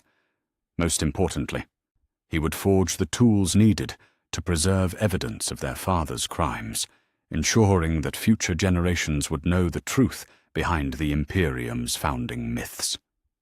Yet even as they planned, the weight of revelation pressed down upon them like mountain ranges grinding into dust. They were no longer simply sons who had learned uncomfortable truths about their father. They had become the final guardians of human compassion in a galaxy where such qualities had been marked for extinction. The Emperor had created them to conquer worlds in his name. Now they would use that same power to preserve the very humanity he sought to transform beyond recognition. The Forges of Nocturne would sing new songs in the days ahead, melodies of resistance rather than compliance, creation in service of preservation rather than conquest. And somewhere in the depths of those ancient flames, the soul of humanity itself would find sanctuary from the cold equations that sought to reduce it to genetic algorithms and behavioral parameters. The most humane of the Primarchs had awakened to the ultimate inhumanity. His fury would burn until every innocent had been protected, or his last breath left his body in their defense. The Emperor had made a critical error in his calculations. He had given compassion the power to fight back. The war to save humanity's soul had found its most dedicated soldier. The approach to Leman Russ required courage that bordered on madness. For of all the Emperor's sons, the Wolf King posed the greatest threat to any conspiracy that challenged the throne. Russ served as the Emperor's executioner, or the brother chosen to eliminate threats too dangerous or too sensitive for conventional forces to handle. His loyalty burned with the intensity of Fenris's storm winds, absolute and uncompromising in its devotion to the one he called All-Father. Yet beneath that simple facade lay a cunning mind that could detect deception with predatory instinct, making any approach fraught with mortal peril. The six conspirators had debated for hours whether to include Russ in their growing alliance. His inclusion would provide military might that rivaled entire sectors, warriors whose loyalty to their Primarch transcended death itself. Yet that same fierce devotion made him the Emperor's perfect weapon, conditioned through centuries of careful manipulation to strike down any threat to Imperial authority. If their approach failed, as if Russ rejected their revelations and reported them to Terra, their rebellion would end before it truly began. Yet they could not proceed without at least attempting to reach him. Corax's intelligence networks had detected disturbing patterns in recent Space Wolves deployments, missions that served no clear strategic purpose beyond eliminating specific individuals who had gained access to sensitive information. The Wolf King was being used not just as a warrior, but as an assassin, deployed against threats that existed within the Imperium itself. If those patterns held meaning beyond routine intelligence operations, then Russ might already suspect that something fundamental had gone wrong with the Emperor's grand design. The meeting took place on Prospero itself. Within the ruins of the Pyramid of Photep, that had served as Magnus's greatest library before necessity forced its evacuation. The symbolism was deliberate. This had once been a place of learning and enlightenment, dedicated to the pursuit of truth regardless of its comfort or convenience. Now it would serve as the crucible where another brother learned truths that would reshape his understanding of existence itself. Russ arrived with characteristic directness, his battle-scarred dropship descending through Prospero's thin atmosphere like a falling axe. The Wolf King emerged alone, his massive frame clad in the grey ceramite that had become his signature across 100 battlefields. Fangs gleamed in his weathered features, while frost-blue eyes swept the gathering with predatory intensity. And everything about him spoke of barely contained violence, of power held in check only through iron discipline and absolute loyalty. "Brothers," he growled, his voice carrying harmonics that spoke of winter storms and hunting calls. "Your summons carried weight enough to draw me from the Fenris system. Speak plainly of what troubles you, for the Wolf King has little patience for riddles or courtly games." Magnus stepped forward with careful precision, knowing that this moment would determine whether they gained their most powerful ally or faced their most dangerous enemy. Russ possessed instincts honed by generations of apex predators, could sense deception through subtle changes in scent and posture that escaped even enhanced human perception. Only absolute honesty would serve here, truth delivered without embellishment or manipulation. "But we have discovered evidence of betrayal that reaches to the very highest levels of imperial authority," Magnus began, his words chosen with surgical precision. "Evidence that suggests the Emperor has been using you, brother, using all of us, for purposes we never understood or consented to serve." Russ's eyes narrowed as warning growls rumbled deep in his chest. The Wolf King's loyalty to the Emperor transcended rational analysis, rooted in bonds forged during his earliest memories on Fenris.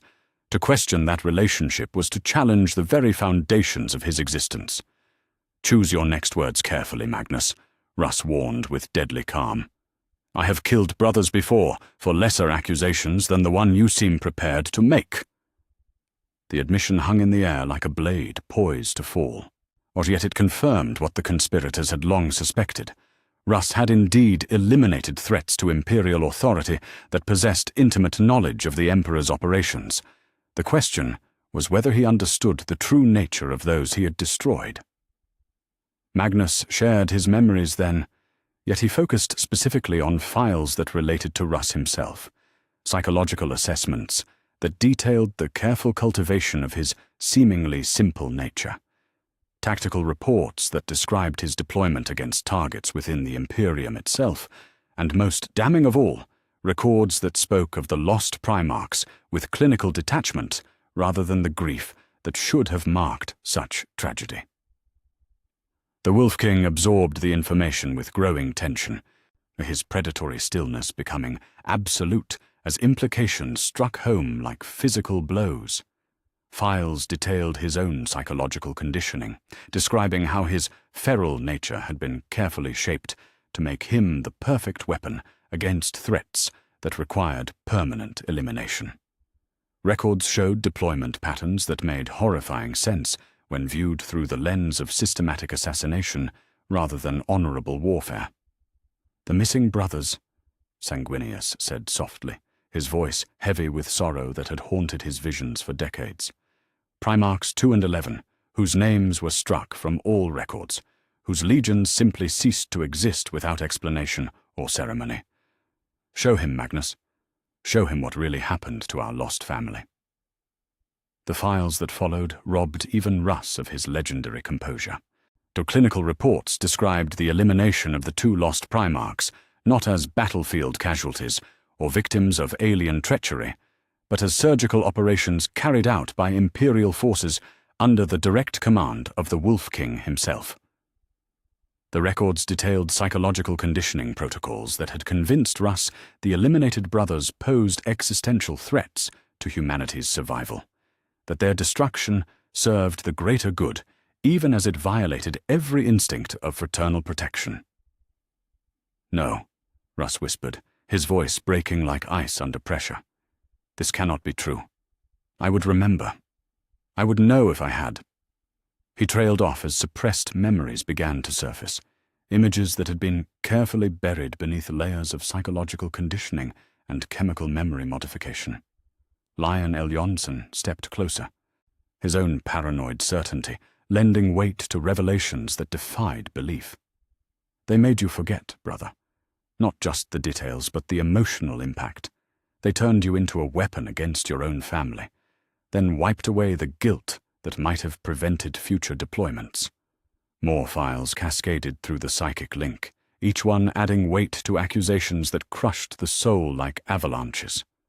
Records of Imperial officials eliminated for discovering inconvenient truths, surveillance reports terminated through violent action rather than administrative transfer, strategic assets neutralized when their knowledge became liability rather than advantage.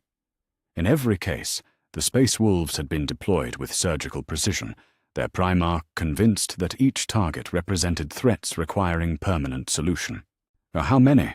Russ asked, though his voice barely rose above a whisper. "How many innocents did I kill in his name while believing I served justice?" The answer struck him like a death blow.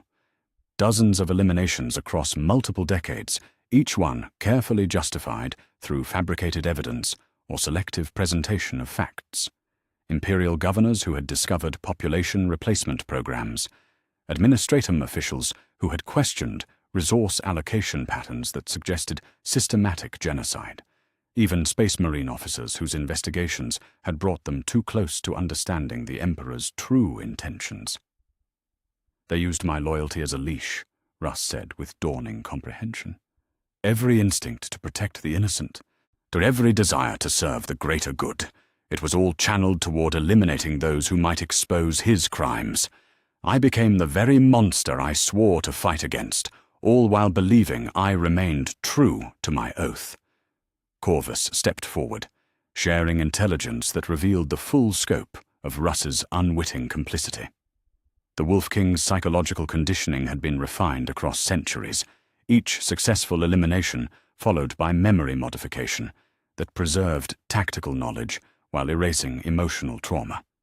He had been turned into the perfect executioner, capable of eliminating any threat to Imperial authority, while retaining the moral certainty that made such actions psychologically sustainable. "The Space Wolves themselves," Dawn added with architectural precision.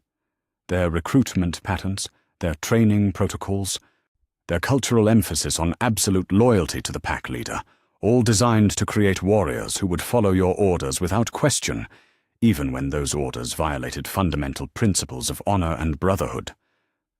Vulcan moved closer, his compassionate nature radiating sympathy for the brother who had suffered perhaps the cruelest manipulation of all.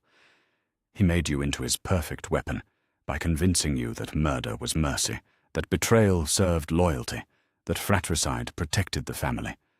Every noble instinct you possessed was turned against itself until you could no longer distinguish between justice and atrocity." The revelation that followed proved even more devastating. Files detailed the Emperor's long-term plans for the Space Wolves, describing them not as elite warriors, but as a control mechanism designed to eliminate any Primarch who became inconvenient to Imperial authority. Russ had been conditioned not just to serve as an executioner, but as the ultimate fratricide weapon, prepared to eliminate his own brothers when political necessity demanded such action. "All of us," Russ breathed with horror that shook the ruined pyramid's foundations. "Every brother I have ever known, every son I have claimed as family. You were all potential targets for elimination. I was made to believe I could judge which of you deserved to live, which posed threats requiring permanent solution." The Wolf King stood in silence for long moments, his massive frame trembling as suppressed memories continued to surface. Images of brothers whose names had been struck from records, of elimination orders delivered with Imperial seals, of psychological conditioning that made murder seem like mercy, the careful facade of simple loyalty cracked like ice in spring, revealing the tortured soul beneath. "I remember now," he said, with voice like grinding stone. Fragments of what they made me forget. The faces of those I killed while believing I served justice. The taste of their blood on my fangs, the weight of their deaths on my conscience before the memory wipes took even that burden away. His eyes blazed with fury that could melt glaciers. He turned me into a kinslayer and made me forget the sin, then prepared to use me again whenever political convenience demanded another brother's death. Jagatai Khan nodded with grim understanding. We are all victims of his manipulation, layman. Yet you have suffered perhaps the worst fate of all, to be made complicit in his crimes while believing you remained pure. That burden would break any lesser being. Yet even as the Wolf King processed the full scope of his betrayal, his tactical mind began working through implications that chilled every brother present. If the Emperor had been willing to eliminate Primarchs for political convenience, if Russ himself had been conditioned to serve as the instrument of such fratricide, then their current conspiracy represented exactly the sort of threat that would trigger systematic elimination protocols. He knows, Russ said with sudden certainty. Perhaps not the specifics, but he senses disturbance in the pack bond that has always tied us to his will.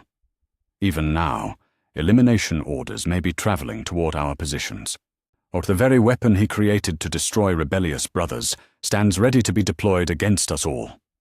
The revelation crystallized the urgency of their situation in ways that abstract planning could not match. They were not simply uncovering evidence of past manipulations. They were actively being hunted by the very forces they had helped create. Every moment they spent gathering allies brought them closer to detection by surveillance networks designed to identify exactly the sort of conspiracy they had formed. Then we use his weapon against him, Russ declared with finality that shook dust from ancient stones. The Space Wolves have been forged into the perfect instrument of elimination. Let him discover what happens when that instrument turns against its creator. His fangs gleamed in the pyramid's artificial light. You have awakened the Wolf Brothers. Now let us see how the All-Father fares when his most loyal hound decides to bite back. The Alliance had gained its most dangerous member, the brother whose military might could match entire star systems in open warfare. Yet they had also gained something more precious, proof that even the Emperor's most carefully conditioned weapon could be turned against him when truth finally pierced the veils of deception and memory modification. Leman Russ stood transformed from loyal executioner to vengeful guardian, his protective instincts finally directed toward the family they had always been meant to serve. The Wolf King's loyalty burned with undiminished intensity, yet now it served his brothers rather than the being who had perverted every noble instinct into instruments of fratricide. The Emperor had created the perfect weapon to eliminate rebellious Primarchs. Now that weapon would learn to hunt the hunter, to eliminate the ultimate threat to the Brotherhood it had been designed to destroy. The wolf had tasted truth at last, and found it more nourishing than any lie. The pack would protect its own, whatever the cost. The decision to contact Perturabo represented a fundamental shift in the Alliance's strategy, a crossing of lines that transformed them from loyalist conspirators into something far more dangerous. The Iron Warrior's Primarch had begun showing signs of corruption that marked him as a potential traitor to the Imperial cause, his bitterness toward the Emperor's assignments growing more apparent with each passing campaign. Yet that very bitterness might serve their purposes if it stemmed from the same manipulation they had discovered in their own experiences. The approach required unprecedented caution. Perturabo commanded one of the most powerful legions in the galaxy, warriors hardened by decades of siege warfare who possessed both the equipment and expertise to reduce entire star systems to rubble. If their contact was misinterpreted as an attempt to recruit him for genuine rebellion, the Iron Warriors could become a threat that no loyalist force could contain. Worse, if Perturabo reported their approach to the Emperor, their conspiracy would face immediate and overwhelming retaliation. Yet Corvus's intelligence networks had detected anomalies in Iron Warrior's deployment patterns that suggested Perturabo might already be questioning his role in the Emperor's grand design. Extended siege campaigns against targets that posed minimal strategic threat, assignments that seemed designed more to occupy his legion than accomplish meaningful objectives, resource allocations that forced the Iron Warriors to operate with inadequate support, while other legions received priority access to supplies and reinforcements. The contact came through intermediaries, Iron Warriors officers whose loyalty to their Primarch superseded their devotion to the Emperor, approached through channels so subtle that even the most sophisticated surveillance networks would detect only routine interlegion coordination. The message was crafted with surgical precision, offering technical consultation on fortification design challenges that would appeal to Perturabo's architectural expertise while concealing the true scope of their intentions. Perturabo's response carried the cold efficiency that marked all his communications. He would meet with representatives of their alliance, not from any particular trust or friendship, but from professional curiosity about engineering problems that supposedly required his input.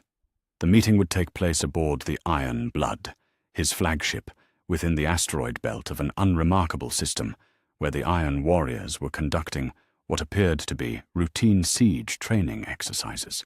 The delegation consisted of Lion Eljonson and Rogel Dawn, the chosen specifically because their architectural expertise would provide legitimate cover for the consultation, while their reputations for absolute loyalty would allay any suspicion of treasonous intent.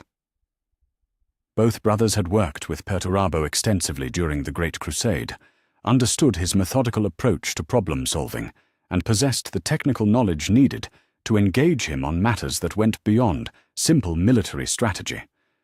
The Iron Blood reflected its master's obsession with functional efficiency over aesthetic considerations. Every surface served multiple purposes. Every system incorporated redundancies that bordered on paranoia. Every passage offered multiple routes to essential facilities. The ship felt less like a mobile fortress than a mechanical brain, or calculating and analyzing threats with cold precision while preparing responses to every conceivable scenario. Perturabo received them in his private study, surrounded by holographic displays showing siege projections and fortification analyses from across the galaxy.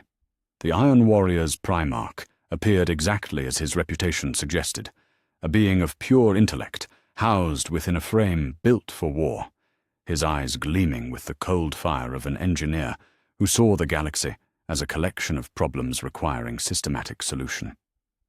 "Brothers," he greeted them with characteristic formality, "your message spoke of fortification challenges requiring consultation. I assume the problems you face involve more than simple architectural considerations, or you would not have traveled so far to seek my expertise." Lion Eljonson stepped forward with careful precision, knowing that Perturabo's analytical mind would dissect every word for hidden meaning. The Iron Warrior's Primarch possessed one of the most sophisticated intellects among their brotherhood, capable of processing implications and extrapolating consequences with machine-like efficiency. Only absolute honesty would serve here, truth presented with the logical clarity that Perturabo demanded in all things.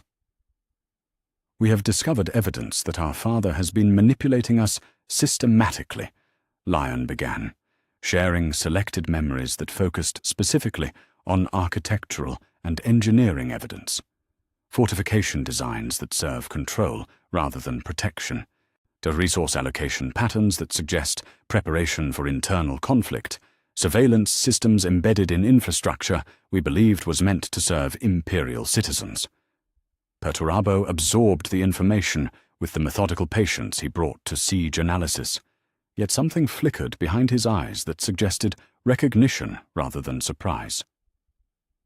The Iron Warrior's Primarch had spent decades building fortifications across the galaxy, possessed intimate knowledge of imperial construction standards and security protocols. If manipulation existed at the architectural level, he would have detected its signs through his own extensive experience. "I have suspected as much for years," he admitted with reluctance that spoke to deeply buried resentment. Assignment patterns that make no strategic sense. Siege targets chosen for their symbolic value rather than military necessity. Resource distributions that seem designed to test loyalty rather than achieve victory. His cold gaze swept both brothers with calculating intensity. Show me the rest. Show me the full scope of what you have discovered. Dawn shared his architectural revelations then, displaying holographic reconstructions of Terra's fortifications that revealed their true purpose. Perturabo studied each detail with the expertise that had made him the Imperium's premier siege specialist. Yet what he saw in those designs struck him like physical blows. These were not defenses against external threats, but containment measures against internal ones, fortifications designed by someone who understood exactly how Primarchs would attempt to breach them because he had studied their tactical preferences for centuries.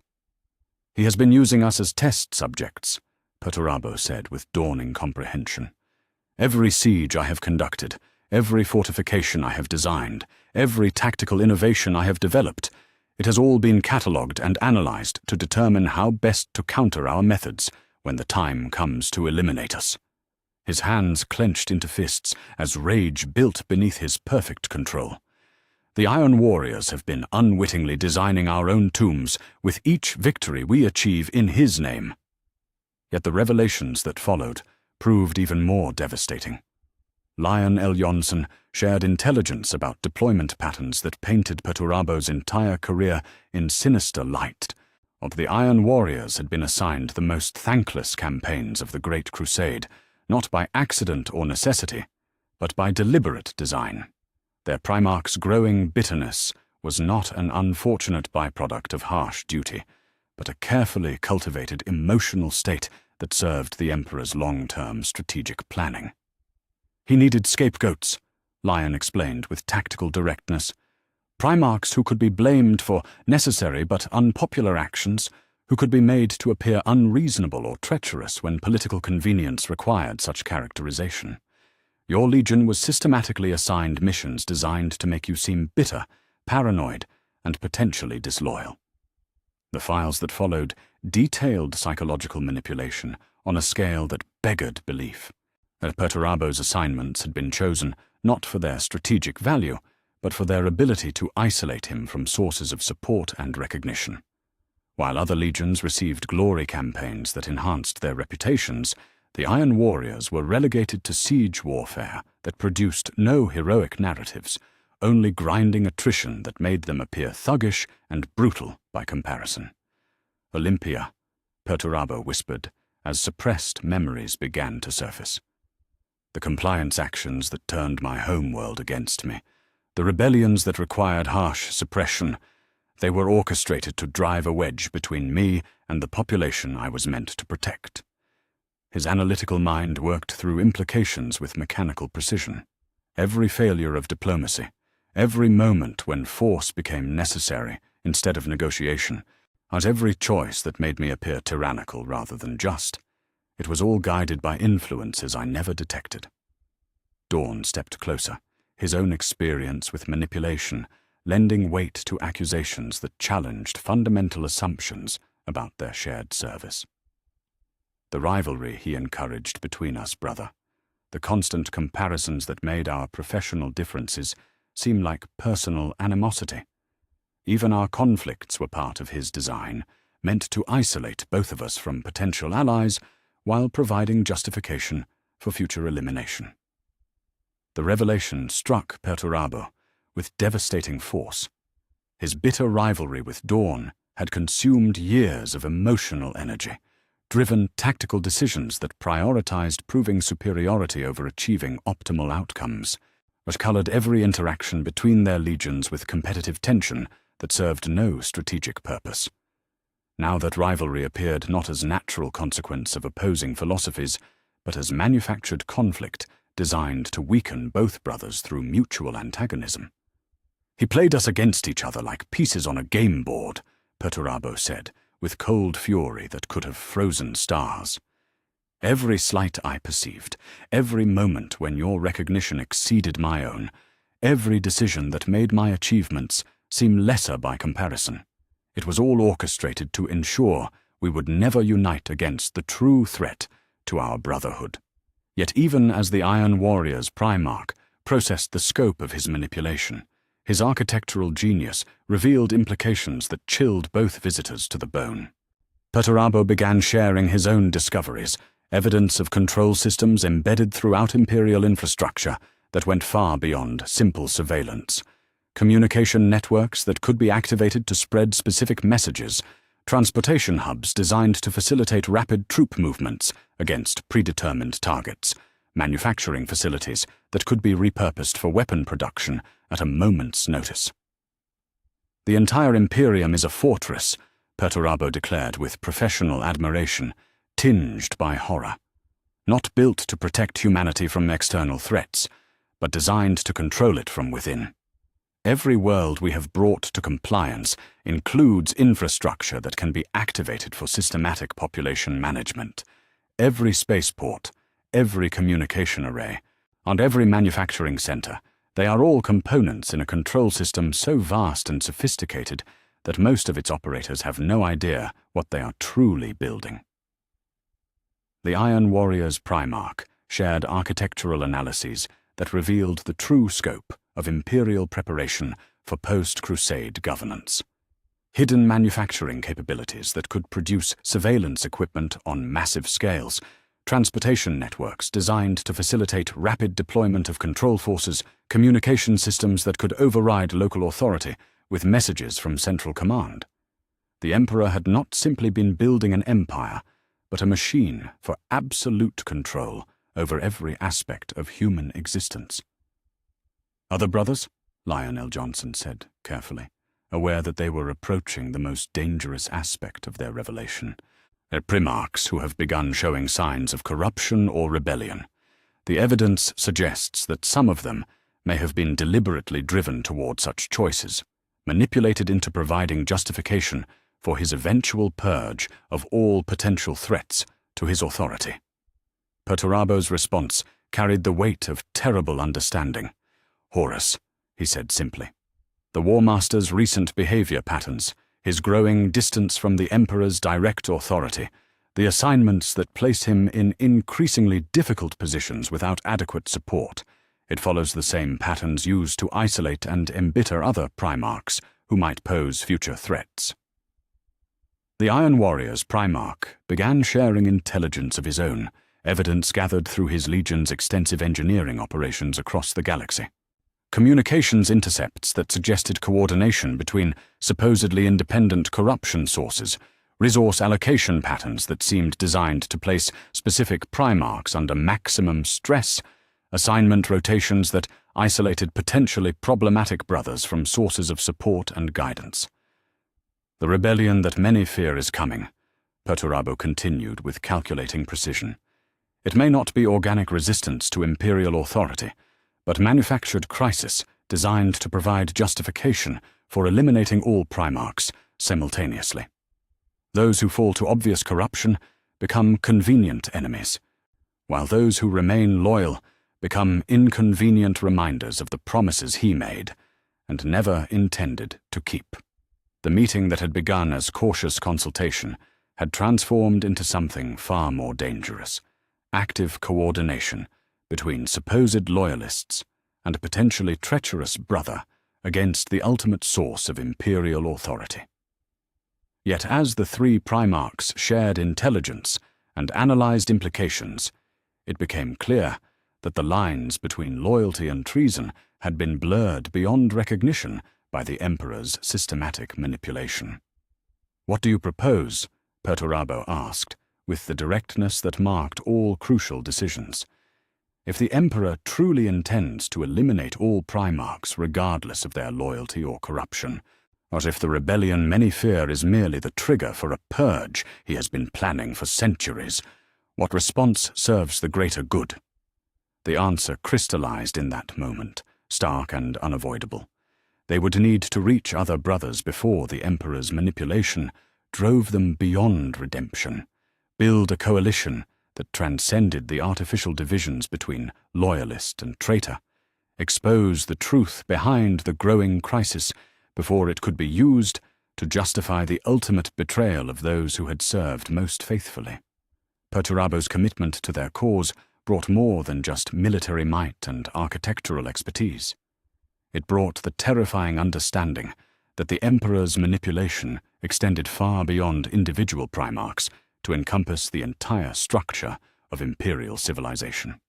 The machine of control was already in place, awaiting only activation to transform the Imperium from humanity's protector into its ultimate oppressor. The Alliance had gained a strategist whose cold calculation matched their father's own, a mind capable of seeing through deception to the mechanical logic that drove systematic manipulation. Yet they had also learned that their enemy possessed advantages they had never imagined, a control system so vast and sophisticated that resistance itself might have been anticipated and planned for. The war for truth had become a race against mechanical inevitability, a desperate attempt to expose manipulation before it could achieve its ultimate objective. And somewhere in the depths of imperial space, the other brothers continued their campaigns, unaware that every victory brought them closer to the moment when loyal service would be rewarded with systematic elimination. The Emperor's grand design was approaching completion. Whether the Primarchs could unite in time to prevent their own obsolescence remained the question upon which the fate of every human soul would ultimately depend. The moment of discovery came not through surveillance networks or intercepted communications, but through the psychic disturbance that 8 unified minds created in the Immaterium. The Emperor sat upon his golden throne in the depths of the imperial palace, his consciousness split between the demands of the great work and the subtle monitoring of his son's emotional states that had become second nature across the centuries. For decades, he had felt the familiar patterns of loyalty, ambition, doubt, and occasional rebellion that marked normal Primarch psychology. Yet now something had changed, a synchronization of purpose that had never existed before, a unity of intent that struck his awareness like discordant notes in a perfect symphony. 8 of his sons were thinking in harmony, their minds aligned toward objectives that did not serve imperial authority. The realization crystallized in his consciousness with the inevitability of mathematical proof, carrying implications that demanded immediate action, regardless of sentiment or paternal attachment. The Primarchs he had created to serve as instruments of conquest had somehow discovered the truth of their purpose and chosen rebellion over compliance. Such defiance could not be tolerated, was whatever the personal cost to the being who had given them life. The Emperor's response carried the cold efficiency that had marked his approach to governance for millennia. Emotion was irrelevant when survival itself hung in the balance. He had eliminated threats to his authority before, entire species reduced to extinction when they proved incompatible with human expansion, rival powers erased from history when they challenged his vision of order. That some of those threats now bore his genetic legacy and called him father changed nothing about the necessity of their destruction. Communications flowed through channels so secure that even Corax's intelligence networks could not detect their existence. Custodian guard units across the galaxy received new orders delivered in codes that bypassed all standard Imperial communication protocols. Redeployment commands that appeared routine on surface analysis, yet positioned his most loyal warriors within striking distance of every major Primarch stronghold. Supply requisitions that included equipment designed for use against superhuman targets. Personnel transfers that placed trusted agents in positions of influence within Legion command structures. The Legio Custodes had been created for precisely this eventuality, forged in the same gene forges that had produced the Thunder Warriors, yet refined beyond their predecessors' crude effectiveness. Where the Thunder Warriors had been weapons of conquest designed for expendability, the Custodes represented the ultimate expression of human military potential. Guardians whose loyalty transcended reason, whose capabilities exceeded even those of the Astartes, whose purpose centered solely on preserving the Emperor's vision against all threats regardless of their origin or justification. Captain General Constantin Valdor received his orders in person, summoned to the throne room where the great work consumed ever-increasing amounts of his master's attention. The custodian's golden armor gleamed like captured sunlight in the chamber's artificial illumination, while his perfect features reflected the absolute certainty that marked all of the Emperor's chosen guardians. No doubt troubled his mind, no hesitation weakened his resolve. The Emperor's will was reality itself, requiring implementation rather than interpretation. "My sons have chosen treachery over duty," the Emperor stated with clinical detachment. "They possess knowledge that threatens the completion of my work, understanding that they will undoubtedly attempt to use against the very authority that gave them purpose. Such defiance cannot be tolerated in any form." Valdor received the tactical briefings that followed with mechanical precision, absorbing intelligence about Primarch capabilities, Legion deployment patterns, and strategic vulnerabilities with the same thoroughness he brought to studying alien threats or rebellious human populations. That the targets of elimination bore genetic kinship to his master troubled him no more than previous orders to destroy Thunder Warriors who had outlived their usefulness. Loyalty demanded the sacrifice of sentiment when duty required harsh measures. "The fallen legions provide convenient cover," the Emperor continued, his consciousness simultaneously monitoring psychic currents that flowed through the immaterium and calculating tactical necessities that would preserve his ultimate objectives. "Horus's corruption proceeds according to established projections, his rebellion against my authority approaching the threshold where intervention becomes necessary rather than merely convenient. When that conflict erupts, both loyal and traitorous Primarchs will be eliminated simultaneously, the former as unfortunate casualties of civil war, the latter as necessary casualties of justice." The strategy possessed elegant simplicity that appealed to minds trained in systematic problem-solving. The coming heresy would provide justification for eliminating troublesome Primarchs regardless of their stated loyalties, allowing the Emperor to dispose of potential threats while maintaining the moral authority needed to preserve imperial unity. Those who fought against Horus would die as martyrs, their sacrifice honored even as their existence was terminated. Those who joined the rebellion would perish as traitors, their destruction serving as object lessons about the price of defying imperial authority. "What of the loyalists who remain untainted by rebellion?" Valdor inquired with the directness that marked all crucial tactical discussions. "Primarchs whose service records show no evidence of treasonous intent or corrupted behavior." The Emperor's response carried weight that seemed to compress the very air within the throne room. "There are no innocent Primarchs, Constantin. Only those whose guilt has not yet been exposed to examination. The genetic modifications that grant them superhuman capabilities also predispose them toward independence that ultimately conflicts with optimal governance models. Their elimination serves not as punishment, but as necessary evolution beyond the crude expedients that conquest required." Orders flowed through custodian command networks with mechanical precision, each directive calculated to position elimination assets without triggering premature detection by Primarch intelligence operations. Guard units began strategic redeployment, disguised as routine security rotation, moving into positions where they could strike with overwhelming force when activation orders arrived.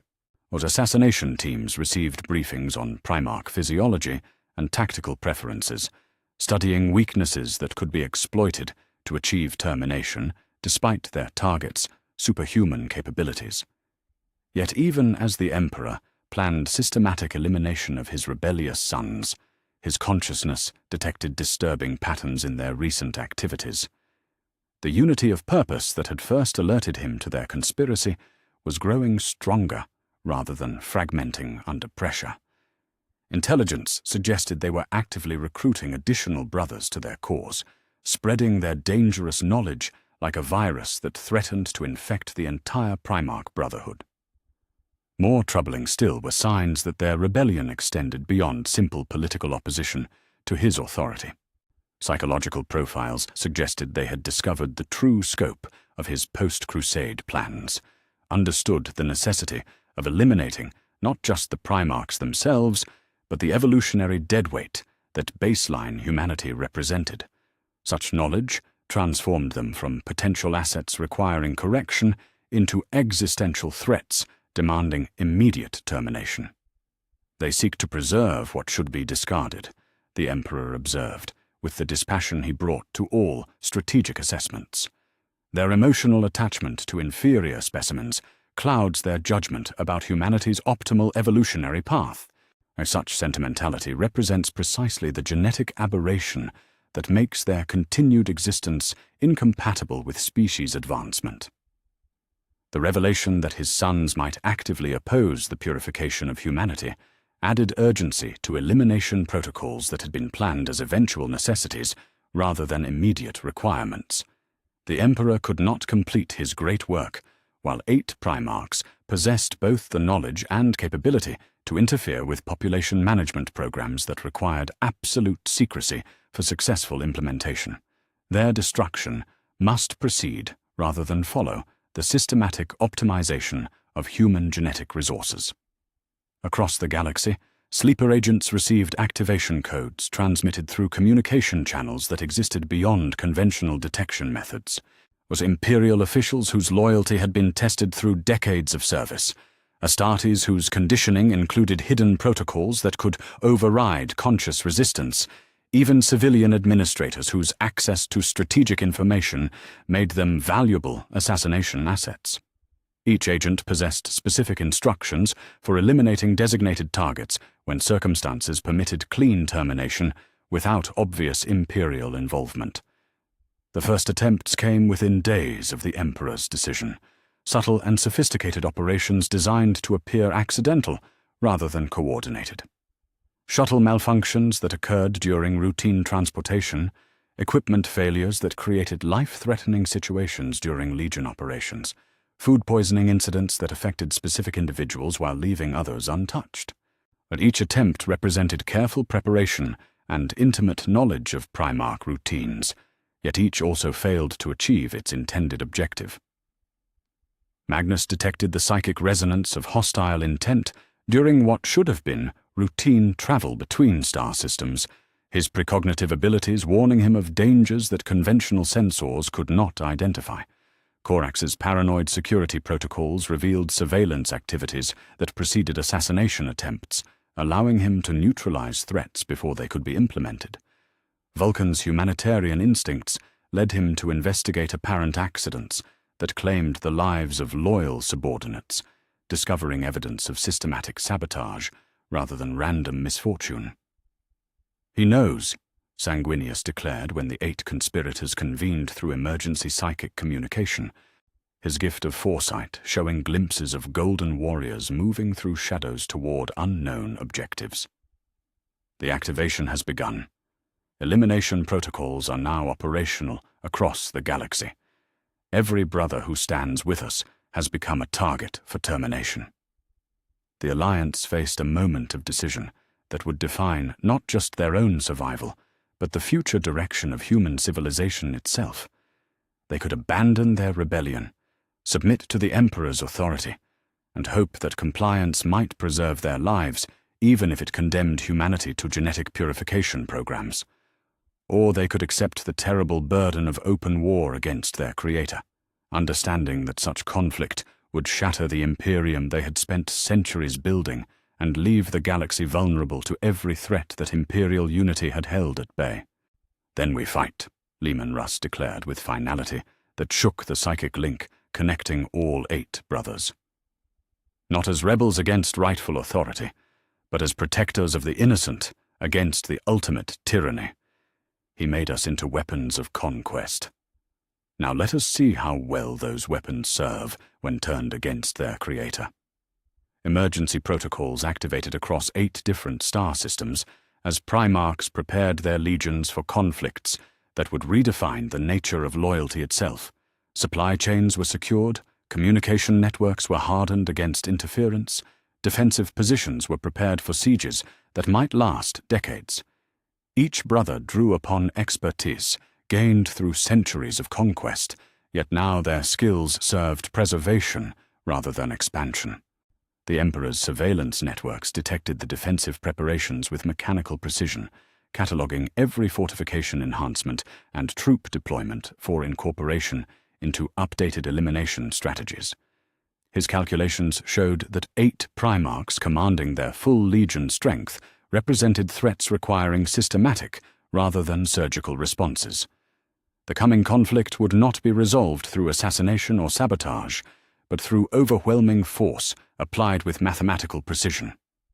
"Inform Horus that his services will soon be required," the Emperor commanded, his consciousness already calculating optimal deployment patterns for the forces that would be needed to eliminate his rebellious sons. The corruption that has touched him makes him suitable for operations that loyal servants might question. His fall will provide both the justification and the capability needed to complete what compassion has thus far prevented. The chamber fell silent, save for the humming of machinery that sustained the Emperor's great work, technological marvels that would soon transport him beyond the reach of merely physical existence. When the purge was complete, when humanity had been optimized according to his genetic specifications, he would withdraw into his artificial realm and guide species evolution from a position of absolute security.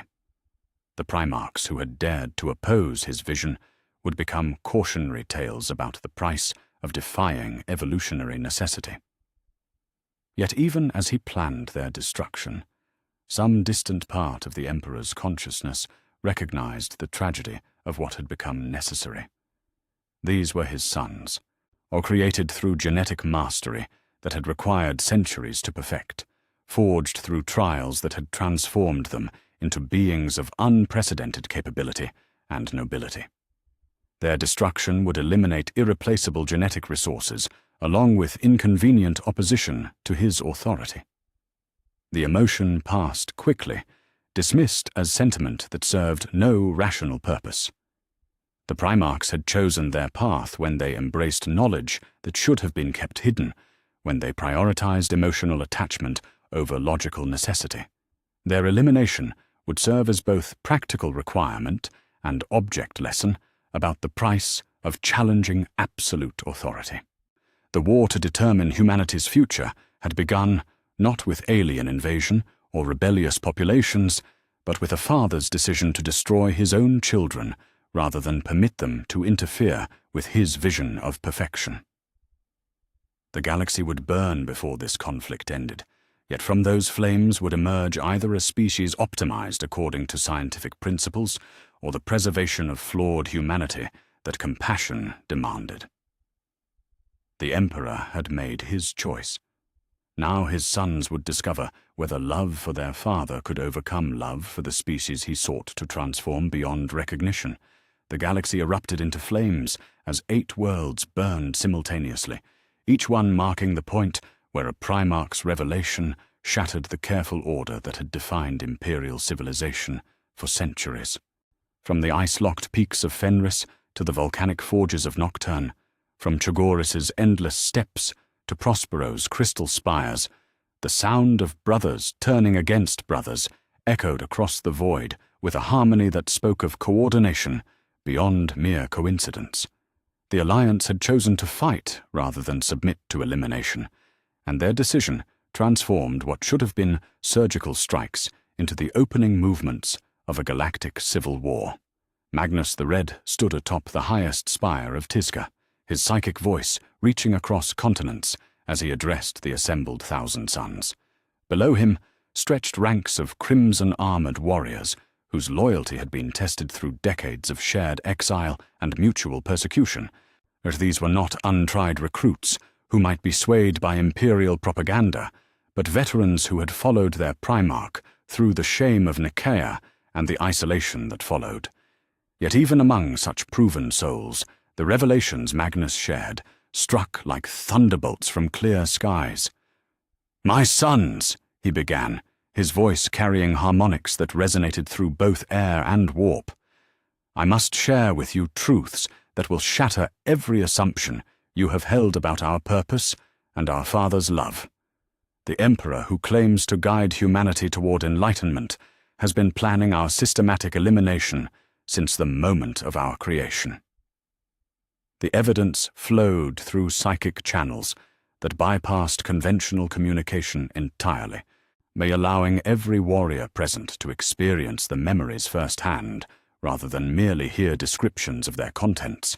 They witnessed the bargain with chaos on Moloch, observed the clinical assessments that reduced their Primarch to expendable genetic material, absorbed the understanding that their own gene seed carried hidden protocols designed to make them weapons against their own leaders. Some among the gathered Thousand Sons recoiled from revelations that challenged the very foundations of their existence, their minds struggling to reconcile love for their father with evidence of his systematic betrayal. Yet others found in the truth an explanation for mysteries that had troubled them for years, the persecution that had followed Nicaea, the isolation imposed upon their legion, the sense that they were always being tested rather than trusted. Captain Ahriman stepped forward from the assembled ranks, his psychic presence blazing with controlled fury as he absorbed implications that struck at the heart of everything he had believed. "If this is true," he declared with voice like grinding stone, "then every oath we have sworn has been based upon lies.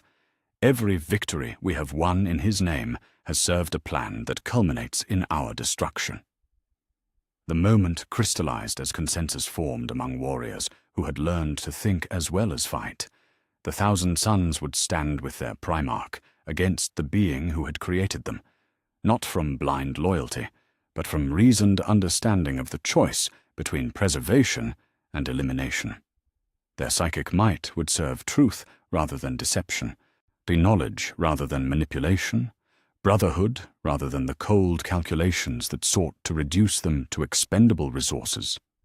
Similar scenes unfolded across 7 other worlds as Primarchs shared their terrible knowledge with legions that had followed them across centuries of conquest.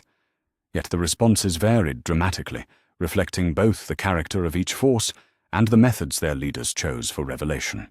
Where Magnus employed psychic communion to share memory directly, others relied upon evidence packages prepared by Vulcan's technical expertise, broadcast through communication networks that Corax's operatives had secured against Imperial interference.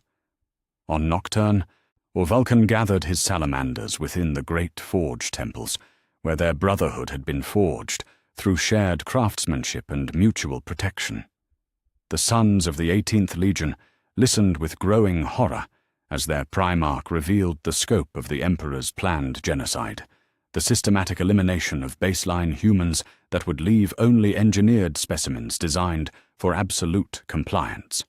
Warriors whose entire culture centered on protecting the innocent found themselves confronted with evidence that their ultimate commander viewed such protection as genetic aberration requiring correction. "He would unmake everything that gives life meaning," Vulcan declared, his voice carrying the deep harmonics of forge fires that had burned for millennia. "Not just our bodies, but our souls.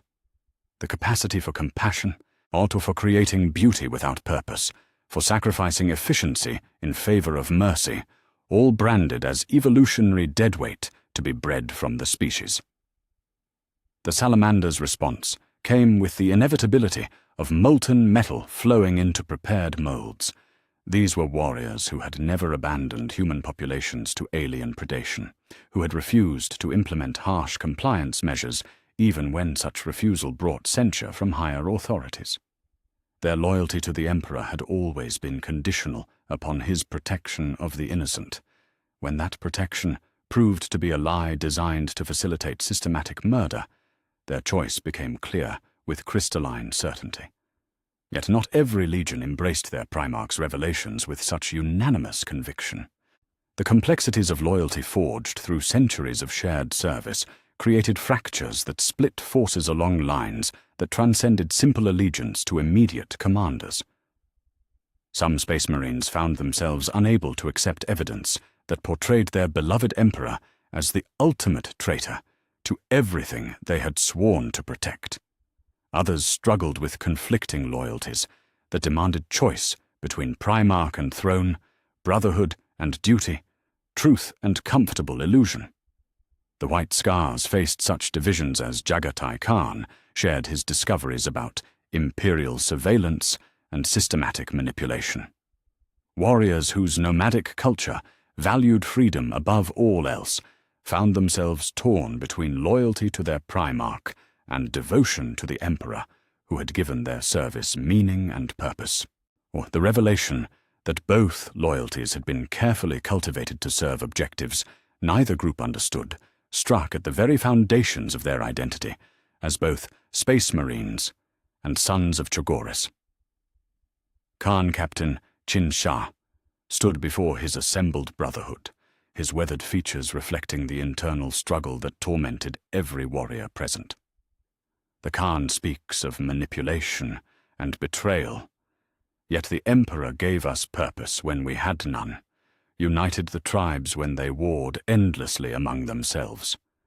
How do we weigh evidence against experience, revelation against the bonds forged through blood and battle? The question echoed across every legion as Space Marines grappled with choices that offered no clear answers, only competing loyalties that demanded exclusive commitment. Some chose their Primarchs, distrusting in bonds forged through decades of shared combat over abstract devotion to distant authority. Others remained loyal to the Emperor, viewing their Primarch's rebellion as proof of corruption that required resistance regardless of emotional attachment. The fractures that resulted tore apart units that had served together for centuries, creating divisions that turned brother against brother in battles more savage than any they had fought against alien enemies.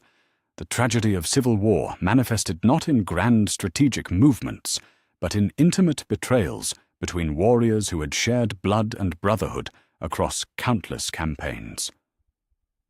On Deliverance, Corvus Corax watched with growing horror as his own intelligence networks reported the scope of Imperial retaliation against the Alliance's revelations.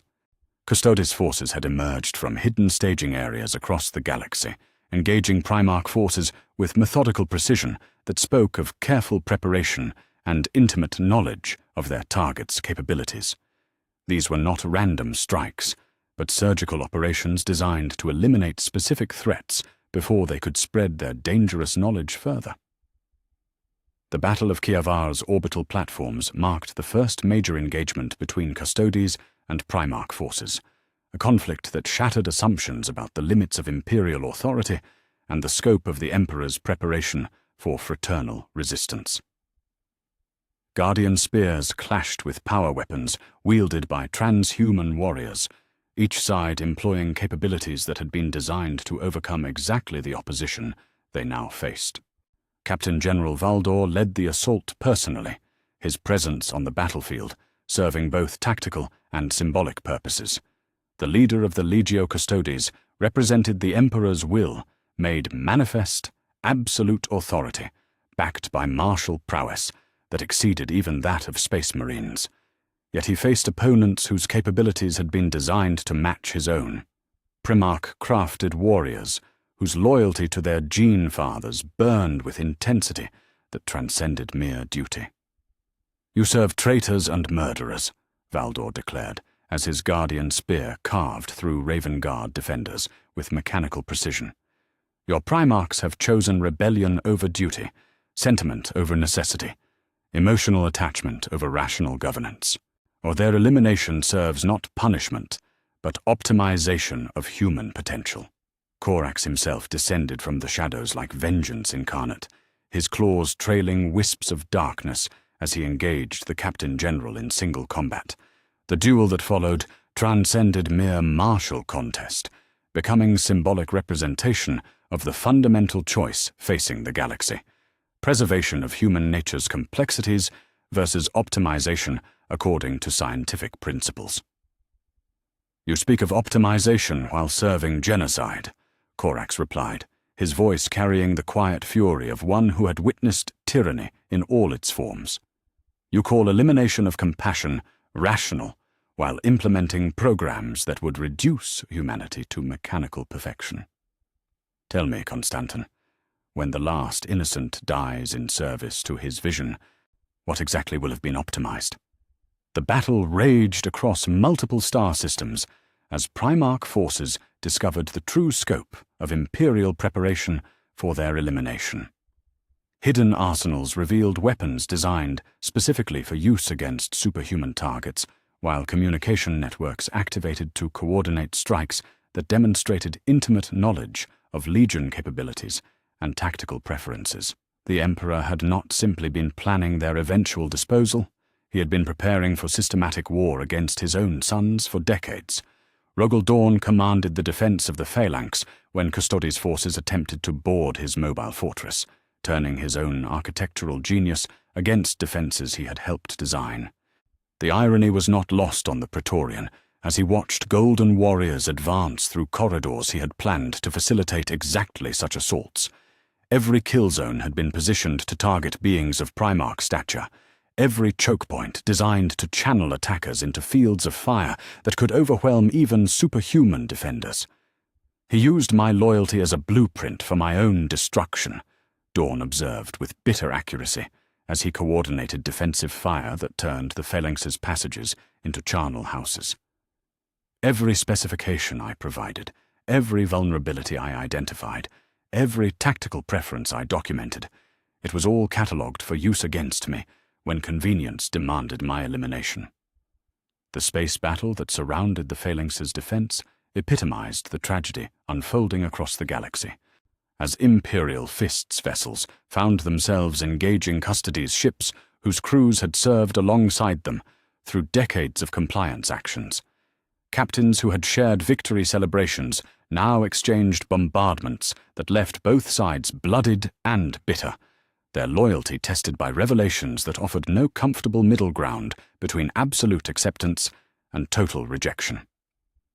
Meanwhile, Lion L. Johnson coordinated the broader strategic response from his position within the Aldoruk system, his tactical genius employed in ways he had never anticipated during the centuries of conquest. The Dark Angel's intelligence networks, refined through paranoid preparation for threats that had always seemed hypothetical, now proved essential for coordinating resistance against an enemy whose capabilities exceeded their worst projections. The Emperor possesses advantages we never calculated, Lion reported during emergency communications with his fellow conspirators. Not just military assets, but systematic understanding of our psychology, our tactics, our weaknesses. Every victory we achieved in his name provided intelligence that now serves to eliminate us with surgical precision. Yet even as Imperial forces pressed their advantages, the Alliance's revelation campaigns began achieving results that transcended immediate military considerations. Across thousands of worlds, human populations received evidence of the Emperor's planned purge through broadcast networks that bypassed official Imperial channels.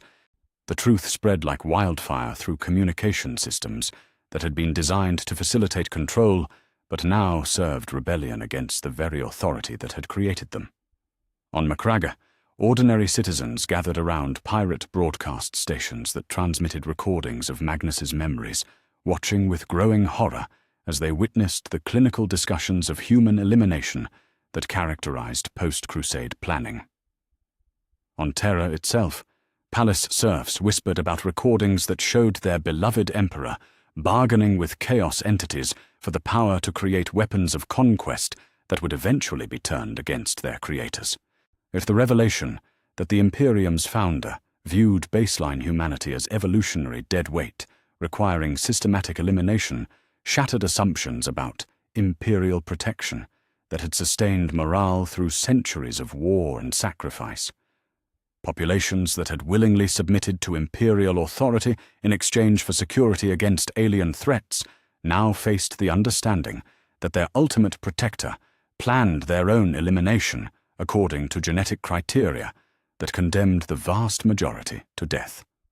Leman Russ coordinated the military response from Fenris, his space wolves engaging Custodes' forces with ferocity that spoke of personal betrayal rather than mere tactical opposition.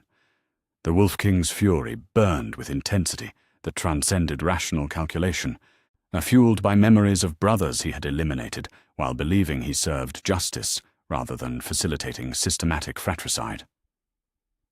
"He made me a kinslayer and taught me to forget the sin," Russ declared, as Fenris's orbital defenses engaged Imperial vessels that bore the aquila of authority he had served for centuries.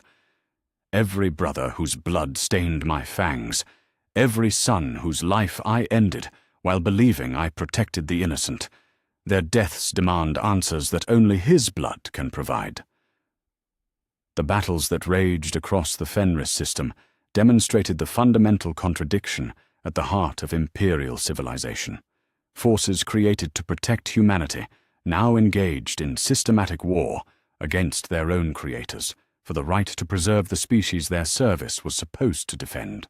Their space wolves and custodes clashed in void battles that left both sides diminished, their valor employed in service of incompatible visions of human destiny. As the galaxy burned around battles that should never have been necessary, the Alliance faced the terrible understanding that their rebellion had become irreversible. There could be no reconciliation with the Emperor who had ordered their elimination, no compromise with authority that viewed their compassion as genetic aberration requiring correction. They had chosen truth over comfortable lies, preservation over optimization, love over logic, and in making that choice, they had committed themselves to war without end against the being who had given them life. Yet even as the immediate battles raged with savage intensity, longer-term implications began manifesting across the galaxy. The evidence they had broadcast was taking root in human consciousness, spreading understanding that the Imperium's greatest enemy might not be alien invasion or chaos corruption, but the systematic betrayal of every principle it claimed to represent. The Alliance had succeeded in exposing the Emperor's crimes to galactic scrutiny, yet their revelation had also shattered the unity that had held human civilization together through centuries of external threat. Now they faced the ultimate question, whether truth alone could provide sufficient foundation for rebuilding what their necessary rebellion had destroyed, or whether the galaxy would fracture into chaos that made the Emperor's tyranny seem benevolent by comparison. The war for humanity's soul had truly begun, and its outcome remained shrouded in darkness that not even Sanguinius's gift of foresight could fully penetrate. The assault on Terra began at the moment when 8 Primarchs realized that half measures could no longer serve their cause. Across the galaxy, their rebellion had shattered the Imperium's unity and exposed the Emperor's crimes to billions of human souls, yet the source of that corruption remained untouchable within his golden fortress. As long as the Emperor lived to complete his great work, as long as the Webway project promised him escape from accountability, the truth would serve only to create chaos without achieving justice.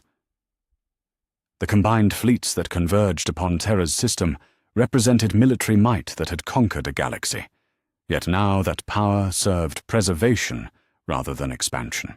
The ships that had brought compliance to 1,000,000 worlds gathered in formations designed not for conquest, but for liberation, the ultimate irony in a campaign that sought to free humanity from its supposed savior. 8 legions moved in perfect coordination, despite coming from scattered star systems, their unity of purpose transcending the tactical preferences that had once defined their individual character. Magnus the Red coordinated the psychic assault that preceded physical attack, his consciousness reaching across the void to test the Emperor's defenses with methodical precision. The psychic barriers protecting Terra had been strengthened since his first breach, layered with protections that could resist even coordinated strikes from multiple psychers. Yet Magnus no longer worked alone. 7 brothers lent their mental strength to his efforts, creating resonance patterns that no single mind could achieve. "The barriers hold," Magnus reported through their shared communion, his psychic voice strained by the effort of probing defenses designed by the most powerful psyker in human history.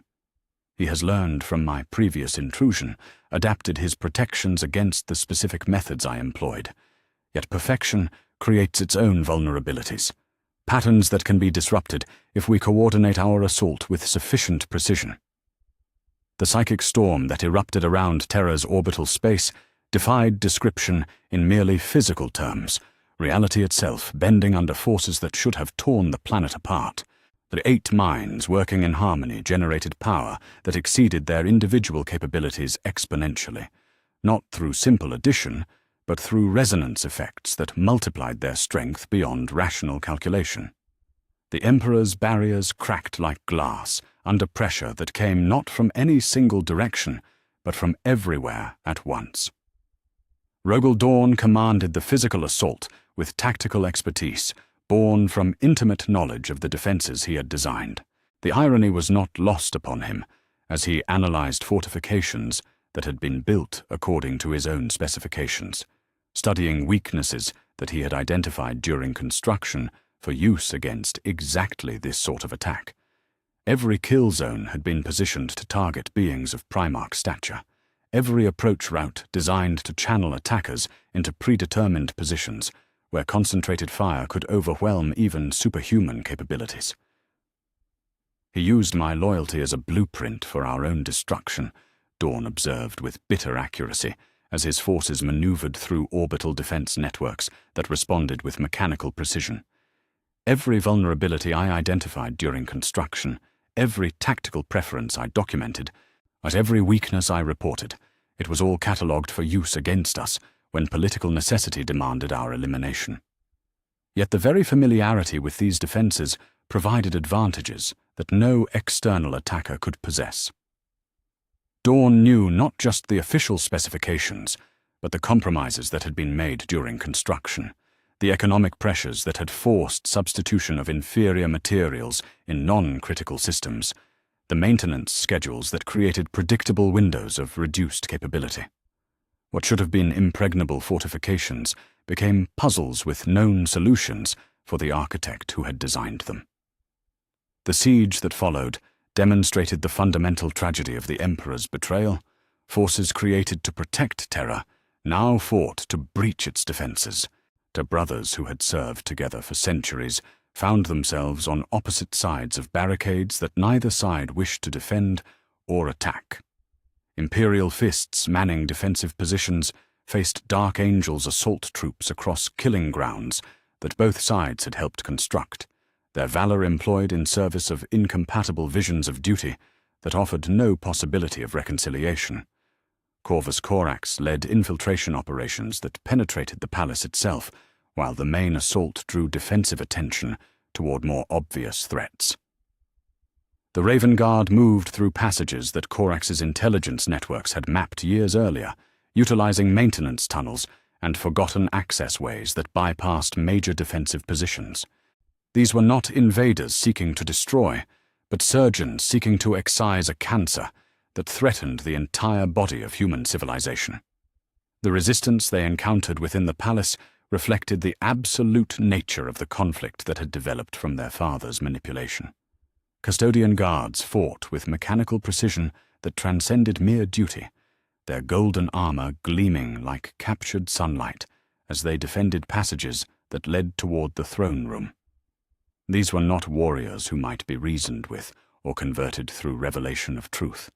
They had been created to serve the Emperor's will, regardless of moral consideration, their loyalty programmed at genetic levels that made philosophical argument irrelevant. And a Captain General Valdor commanded the palace's defense with tactical acumen that matched his superhuman capabilities, deploying custodian forces according to strategies that had been refined through centuries of theoretical preparation. Yet he faced opponents whose own tactical expertise had been honed through the same campaigns that had tested his forces, brothers who understood custodian capabilities because they had fought alongside them against external threats. "You serve traitors and murderers," Valdor declared, as his guardian spear carved through advancing space marines with mechanical precision. "Your Primarchs have chosen rebellion over duty, sentiment over necessity, emotional attachment over rational governance. Their elimination serves not punishment, but species optimization." Lion L. Johnson emerged from shadows that should have been too shallow to conceal a being of his stature, his sword sweeping toward Valdor's position with predatory grace that spoke of hunts conducted in forests darker than any void. "We serve the innocent against those who would murder them in the name of improvement," the Dark Angel's Primarch replied with deadly calm. "Tell me, Constantin, when the last child dies in service to his vision of perfection, what exactly will have been optimized?" The duel that followed transcended mere combat, becoming symbolic representation of the fundamental choice facing human civilization. Valdor fought with the absolute certainty of one whose purpose had been defined by genetic programming and centuries of conditioning, while Lion battled with the desperate fury of one who had discovered that everything he believed about duty and loyalty had been carefully crafted, lies designed to make him complicit in ultimate betrayal.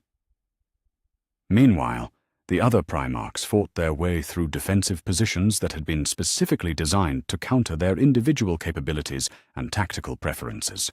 Vulcan's humanitarian instincts were turned against him through deployment of human shields that made direct assault tantamount to mass murder. Jagatai Khan's preference for mobility warfare was countered by confined spaces that negated the advantages of speed and maneuver.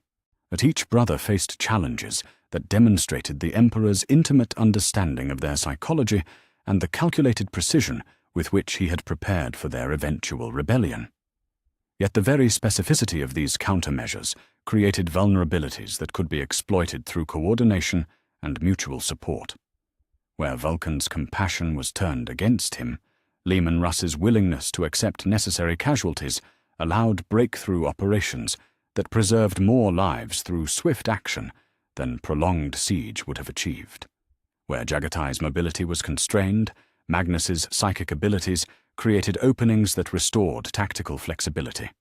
The unity that had been forged through shared betrayal proved stronger than the divisions that had been carefully cultivated through centuries of manipulation. The throne room's massive doors bore seals that had been placed by the Emperor himself, psychic wards that should have prevented access by any being possessing less than his own power. Yet they yielded before the coordinated assault of 8 minds working in perfect harmony. Brotherhood forged through truth, proving stronger than barriers built from deception. The chamber beyond stretched away into golden infinity, its dimensions defying architectural logic as space bent around the throne that dominated its center like a captured star. The Emperor sat upon his golden throne amid machinery that hummed with barely contained power, his hands dancing across controls that regulated forces capable of reshaping reality itself. The Webway project surrounded him with energies that flickered at the edges of perception, these artificial passages that led not to distant worlds, but to realms beyond physical existence, where consciousness could persist without flesh to anchor it. Here was the ultimate expression of his vision, transcendence through technology that would allow him to rule humanity forever without remaining vulnerable to mortal limitations. "My sons," he said without looking up from his work, his voice carrying harmonics that resonated through both air and warp. "You have traveled far to reach this place, sacrificed much to breach defenses that were designed with your capabilities specifically in mind. I trust you have come to understand the necessity of what must be accomplished, the price that species advancement demands from those with vision to see beyond immediate comfort." Magnus stepped forward as spokesman for the Alliance, his psychic presence blazing with barely controlled fury as he faced the being who had created him for purposes he was only now beginning to understand.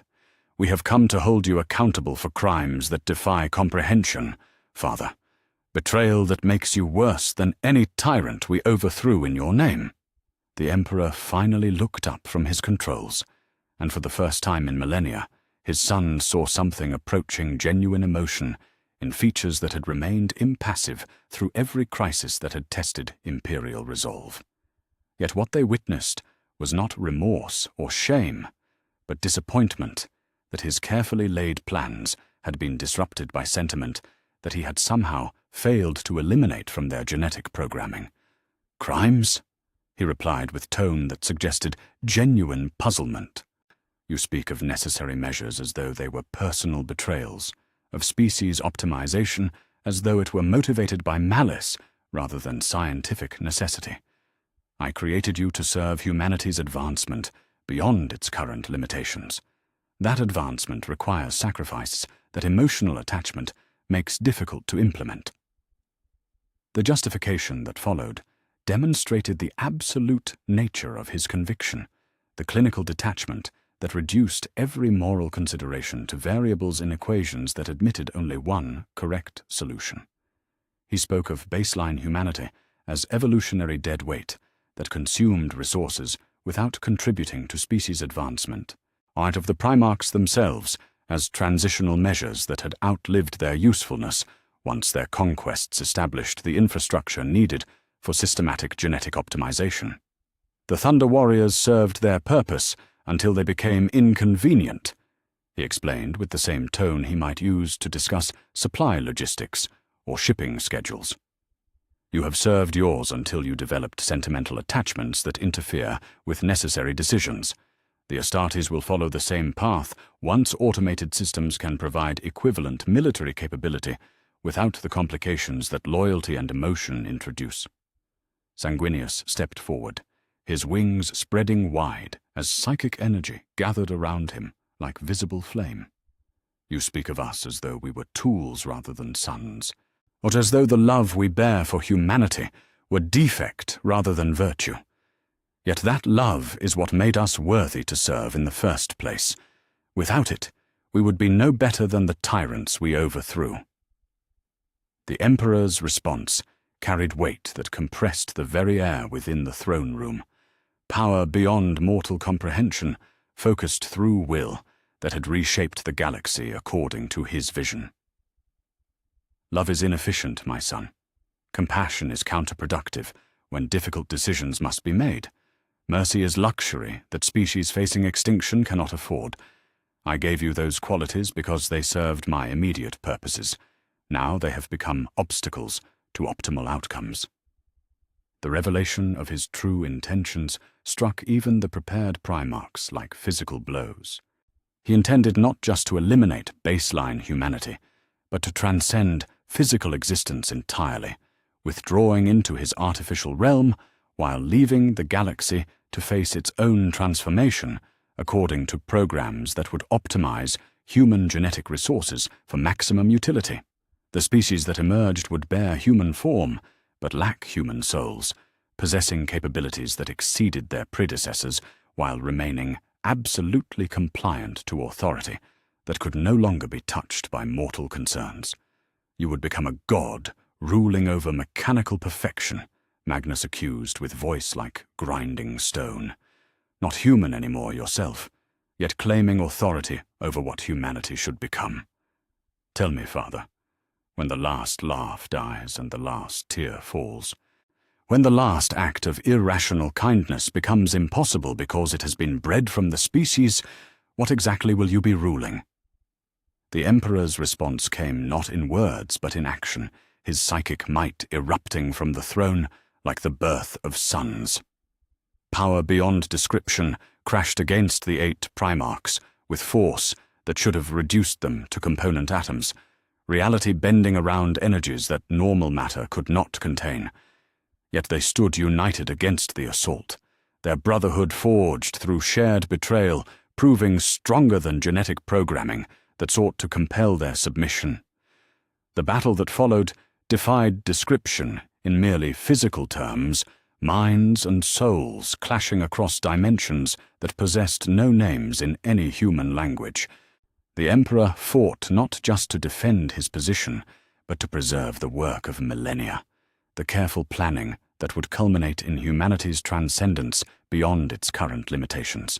The Primarchs fought not just for their own survival, but for the preservation of every quality that made existence meaningful rather than merely efficient. Psychic lightning arced between golden columns as the Emperor's will sought to reassert control over creations that had dared to judge their creator. Yet for every assault he launched, 8 responses came from angles he had not anticipated, coordination that his isolated consciousness could not match despite its individual superiority. Brotherhood proved to be the variable he had not calculated in his equations, love providing strength that logic could not overcome. The cost of resistance became apparent as the battle raged across minutes that felt like centuries. Korax fell first, his shadow-wreathed form consumed by fires that burned through dimensions mortal flesh could not comprehend.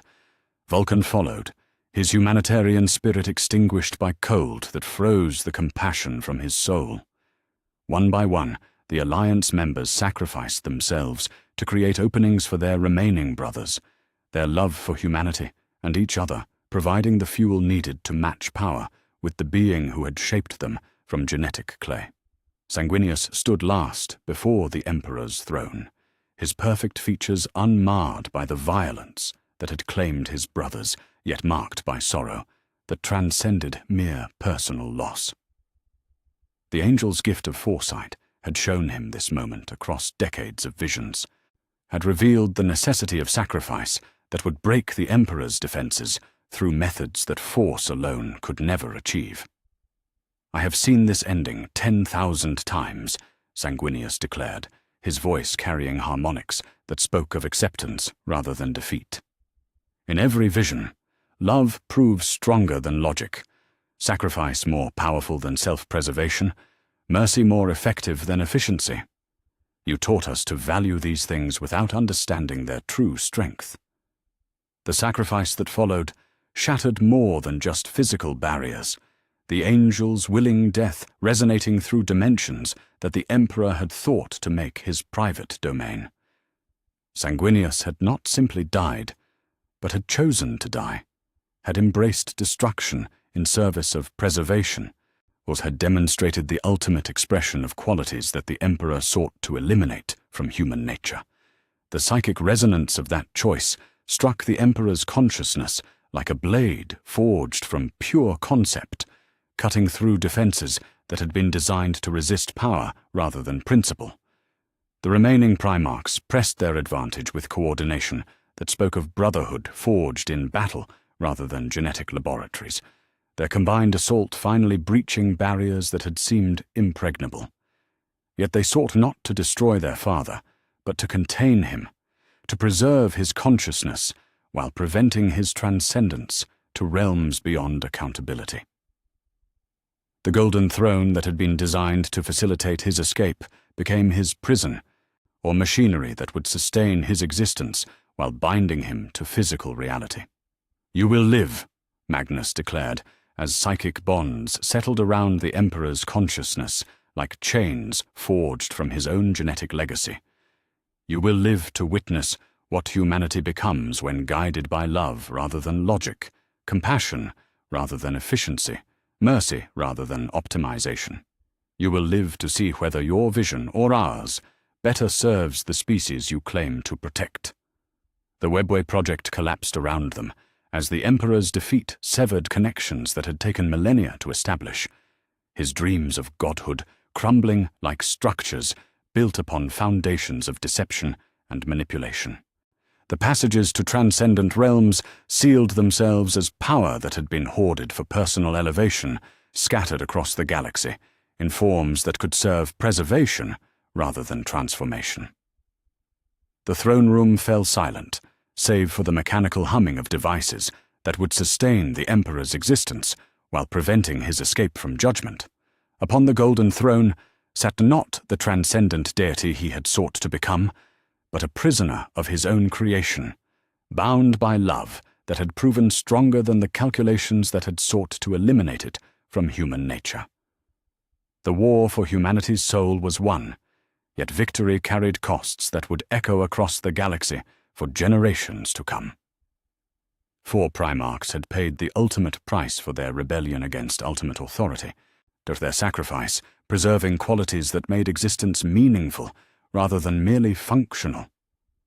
The survivors faced the task of rebuilding civilization from ashes of the Imperium their father had created, guided not by rigid doctrine, but by principles that their fallen brothers had died to preserve. Yet in the silence that followed battle, hope stirred like flame kindled in darkness.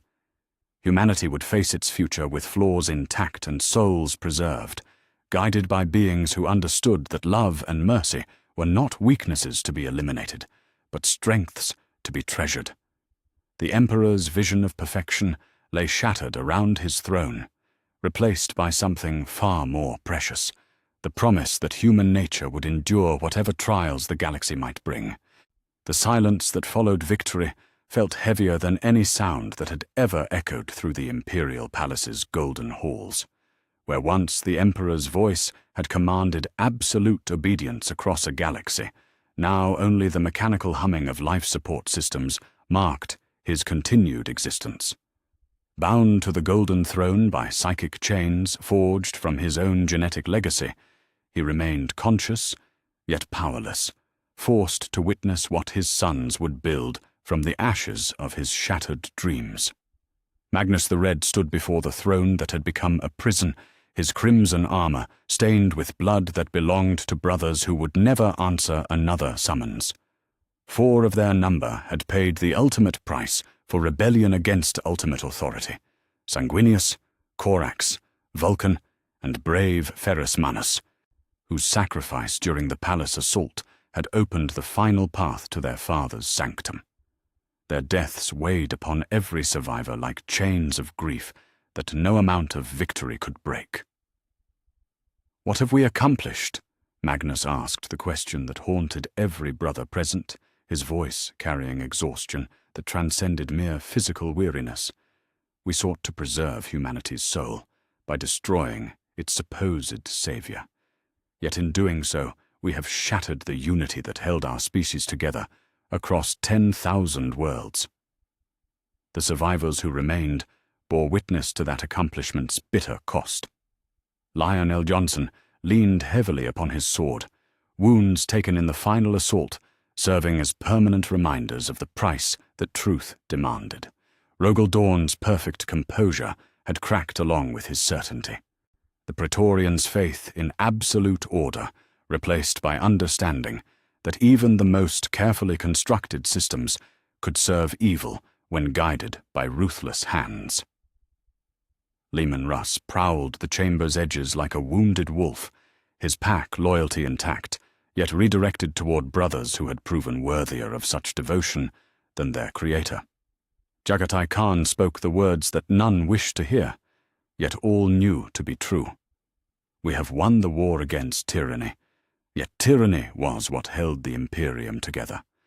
Without the Emperor's authority to compel obedience, without the threat of his retribution to maintain order, how do we prevent the galaxy from fracturing into 1,000,000 fragments that will devour each other in endless strife?" The challenge that lay before them defied every precedent in human history. They had toppled the most powerful ruler the galaxy had ever known, exposed lies that reached back to the very foundations of imperial civilization, shattered assumptions about divine authority that had sustained humanity through centuries of expansion and conquest. Yet destruction, however necessary, created vacuums that required filling, and none among them possessed the wisdom needed to replace what they had torn down. The first crisis came within hours of the Emperor's binding, as communication networks across the galaxy erupted with conflicting reports about what had transpired within the palace walls. Some worlds declared immediate independence from imperial authority, viewing the rebellion as proof that no central government possessed legitimate claim to their obedience. The others prepared for civil war between those who accepted the Primarchs' revelations and those who dismissed them as elaborate deceptions designed to justify treasonous ambition. Perturabo's arrival brought both hope and complication to the delicate situation developing around Terra's throne room. The Iron Warrior's Primarch had fought his way through the chaos-consuming imperial space to reach Terra, his forces intact, yet marked by battles against both loyalist and traitor elements that had refused to accept the truth of the Emperor's crimes. His presence validated their claims about manipulation, driving brothers toward rebellion. Yet it also demonstrated the complexity of rebuilding trust among those who had been systematically turned against each other. Half the galaxy burns while the other half prepares for siege. Perturabo reported with characteristic directness. Some Astartes legions have accepted their Primarchs' explanations and stand ready to serve whatever new order emerges from this chaos. Others remain loyal to the Emperor, despite evidence of his betrayal, viewing our rebellion as the ultimate proof of corruption that must be resisted. Still others have fractured entirely, their warriors choosing individual paths according to personal conscience rather than collective command. The Iron Warriors. Primarch's architectural genius revealed the scope of reconstruction that would be required to create stability from the wreckage of imperial unity.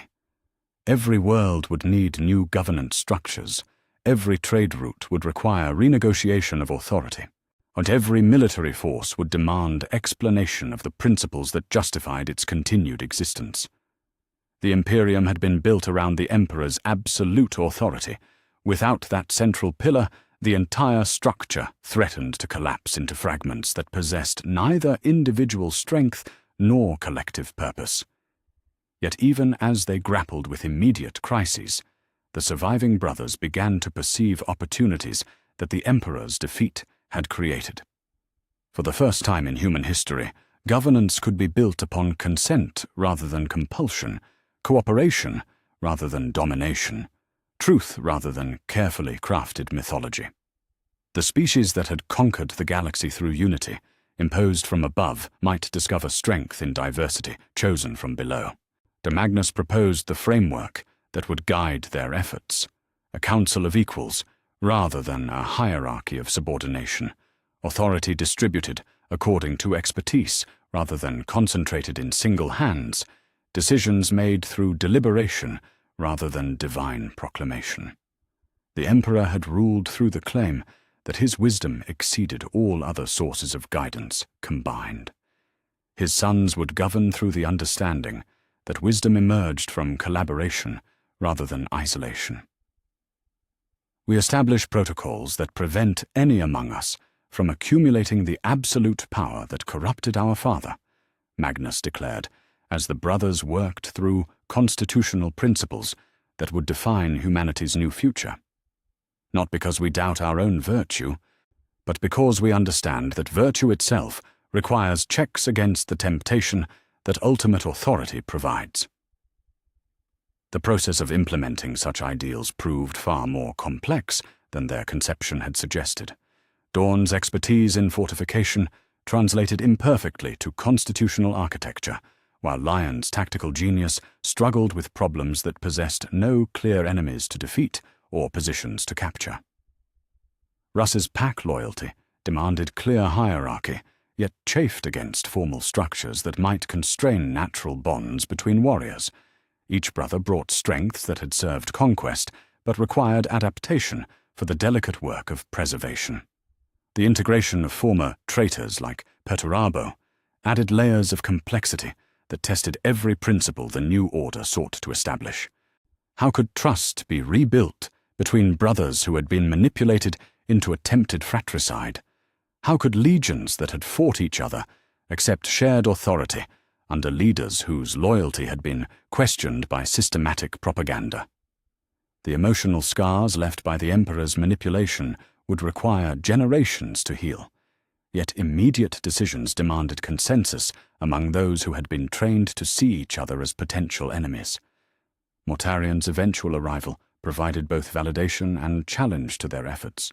The Death Guard Primarch came bearing evidence of his own manipulation, assignments that had exposed his forces to toxins that slowly corrupted their gene seed, isolation campaigns that had driven him toward desperate measures that seemed like choices, but had actually been carefully orchestrated inevitabilities.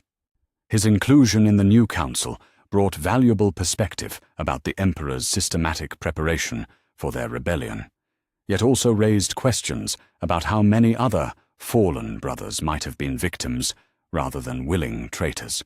"He knew," Mortarion declared, with voice like poisoned wind across blasted landscapes. "Every breath that sickened my sons, every choice that led us toward corruption, it was all calculated to provide justification for our elimination when the time came for purging. We were not brothers who fell to darkness, but test subjects whose reactions were being studied for incorporation into larger strategic planning. The revelation added urgency to outreach efforts that sought to contact other potentially manipulated Primarchs before their corruption became irreversible. But yet it also demonstrated the scope of healing that would be required to address not just political divisions, but psychological wounds that reached to the core of identity itself. How many brothers had been driven to desperation through systematic isolation and engineered crisis? How many acts of apparent treachery had actually been responses to manipulation so subtle that even their victims hadn't recognized its influence? As Terra's months passed in constitutional debate and crisis management, the broader galaxy began to respond to leadership that sought consent rather than demanded obedience.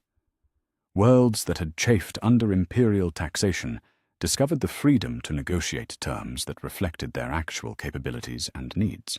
A species that had been forced into compliance found themselves invited to participate in governance according to principles that valued diversity rather than demanding conformity.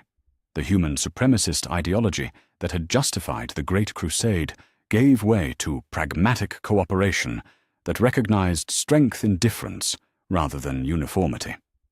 Yet such changes came with costs that weighed heavily upon every architect of the new order.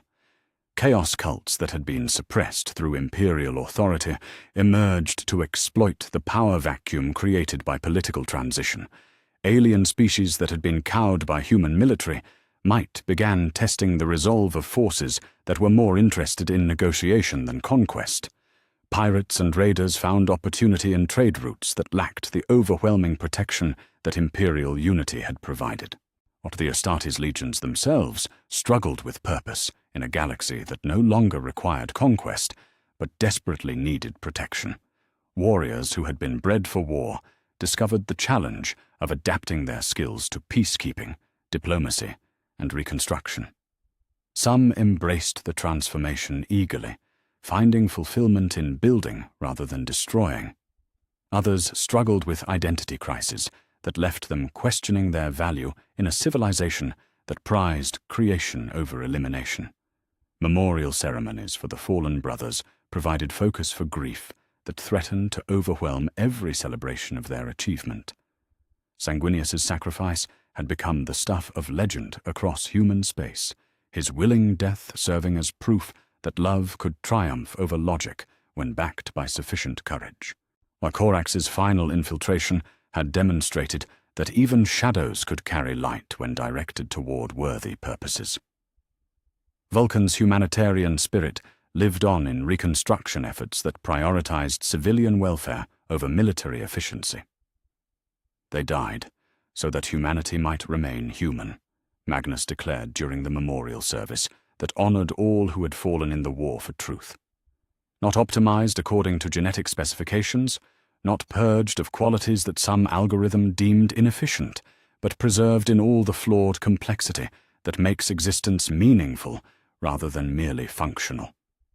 Yet even as they honored the dead, the living faced questions about their own future that possessed no easy answers.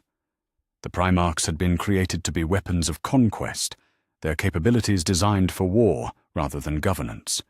How could beings bred for dominance learn to serve as partners in collaboration? How could warriors trained to impose order learn to negotiate consensus among equals?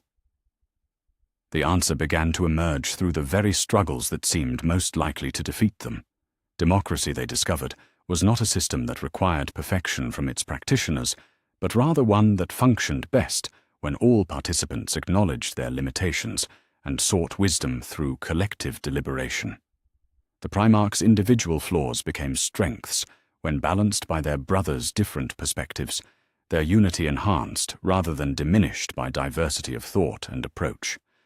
Communication networks that had once carried imperial propaganda now transmitted debates about governance, philosophy, and the proper relationship between authority and individual conscience. Worlds that had been forced into compliance began choosing participation in voluntary associations that reflected shared values rather than imposed uniformity. The species that had been conquered by force began discovering whether it could be united by consent, and early results suggested that freedom might prove stronger than tyranny for binding diverse populations together. A year after the Emperor's defeat, Magnus stood once again before the Golden Throne, where their father remained bound by consequences of his own choices. The being who had claimed divine wisdom sat motionless amid machinery that sustained his existence while preventing his escape into the artificial realms that would have made him truly untouchable. His eyes followed the movements of his surviving sons, yet remained silent. Whether from choice or incapacity, none could determine. "We have built something new from the wreckage of your old order," Magnus reported to the imprisoned emperor, though no response came from the figure upon the throne. "Not perfect. We lack your terrible certainty about what perfection should entail. Not unified under single authority. We have learned to fear the concentration of power in any individual hands, yet it grows stronger each day through voluntary cooperation rather than compelled obedience." The galaxy that surrounded Terra bore little resemblance to the Imperium that had ruled through fear and systematic deception. Trade flowed according to negotiated agreements rather than imperial decree, while military forces served defensive purposes that their constituent populations had chosen to support rather than conquest campaigns imposed by distant authority. Diversity flourished where uniformity had been demanded. Creativity bloomed where efficiency had been mandated as the highest value. Yet challenges remained that would test every principle the new order had established. Chaos still whispered to human souls that sought meaning in extremes rather than balance. Alien threats still required responses that sometimes demanded harsh choices between competing goods. Internal disagreements still threatened to fracture cooperation when different worlds interpreted shared principles according to local circumstances and cultural values. That the future remains uncertain, Magnus acknowledged, as he prepared to leave Terra for another tour of worlds that were learning to govern themselves according to principles rather than personalities. Perhaps the freedom we have preserved will prove too chaotic for species survival. Perhaps the cooperation we have built will fragment under pressure from threats we have not yet imagined. Perhaps you were right that humanity required absolute guidance to navigate the galaxy's perils. The Emperor's expression didn't change, yet something flickered behind his eyes that might have been satisfaction, regret, or merely the reflection of monitoring equipment that tracked his vital signs with mechanical precision. Yet we have chosen to discover those answers for ourselves rather than accept them from authority that demanded trust without offering truth, Magnus continued. Whatever failures await us will be our own, earned through honest effort rather than imposed through manipulation. We were never permitted to understand or question. That freedom may be more precious than the safety you claimed to provide through deception and control. The Crimson King departed the throne room with steps that carried him toward a future that remained unwritten, guided by principles that his fallen brothers had died to preserve. Behind him, the Emperor sat motionless upon his golden prison, witness to consequences that his own choices had made inevitable. The galaxy would face whatever challenges awaited with eyes open rather than blinded by comfortable lies, guided by love rather than logic, united by consent rather than compulsion. Whether such principles could sustain civilization across the void's vast distances and myriad threats remained to be discovered through experience rather than proclaimed through authority. Yet for the first time in millennia, humanity possessed the freedom to choose its own path rather than follow roads mapped by others. That choice carried both terrible responsibility and magnificent possibility. The burden and blessing of species that had finally learned to trust in their own wisdom rather than submit to the calculations of those who claimed to know better. Whether the future would remember them as liberators or destroyers, only time would reveal. The war without end continued, Yet now it was fought in service of values they had chosen, rather than purposes they had never been permitted to understand.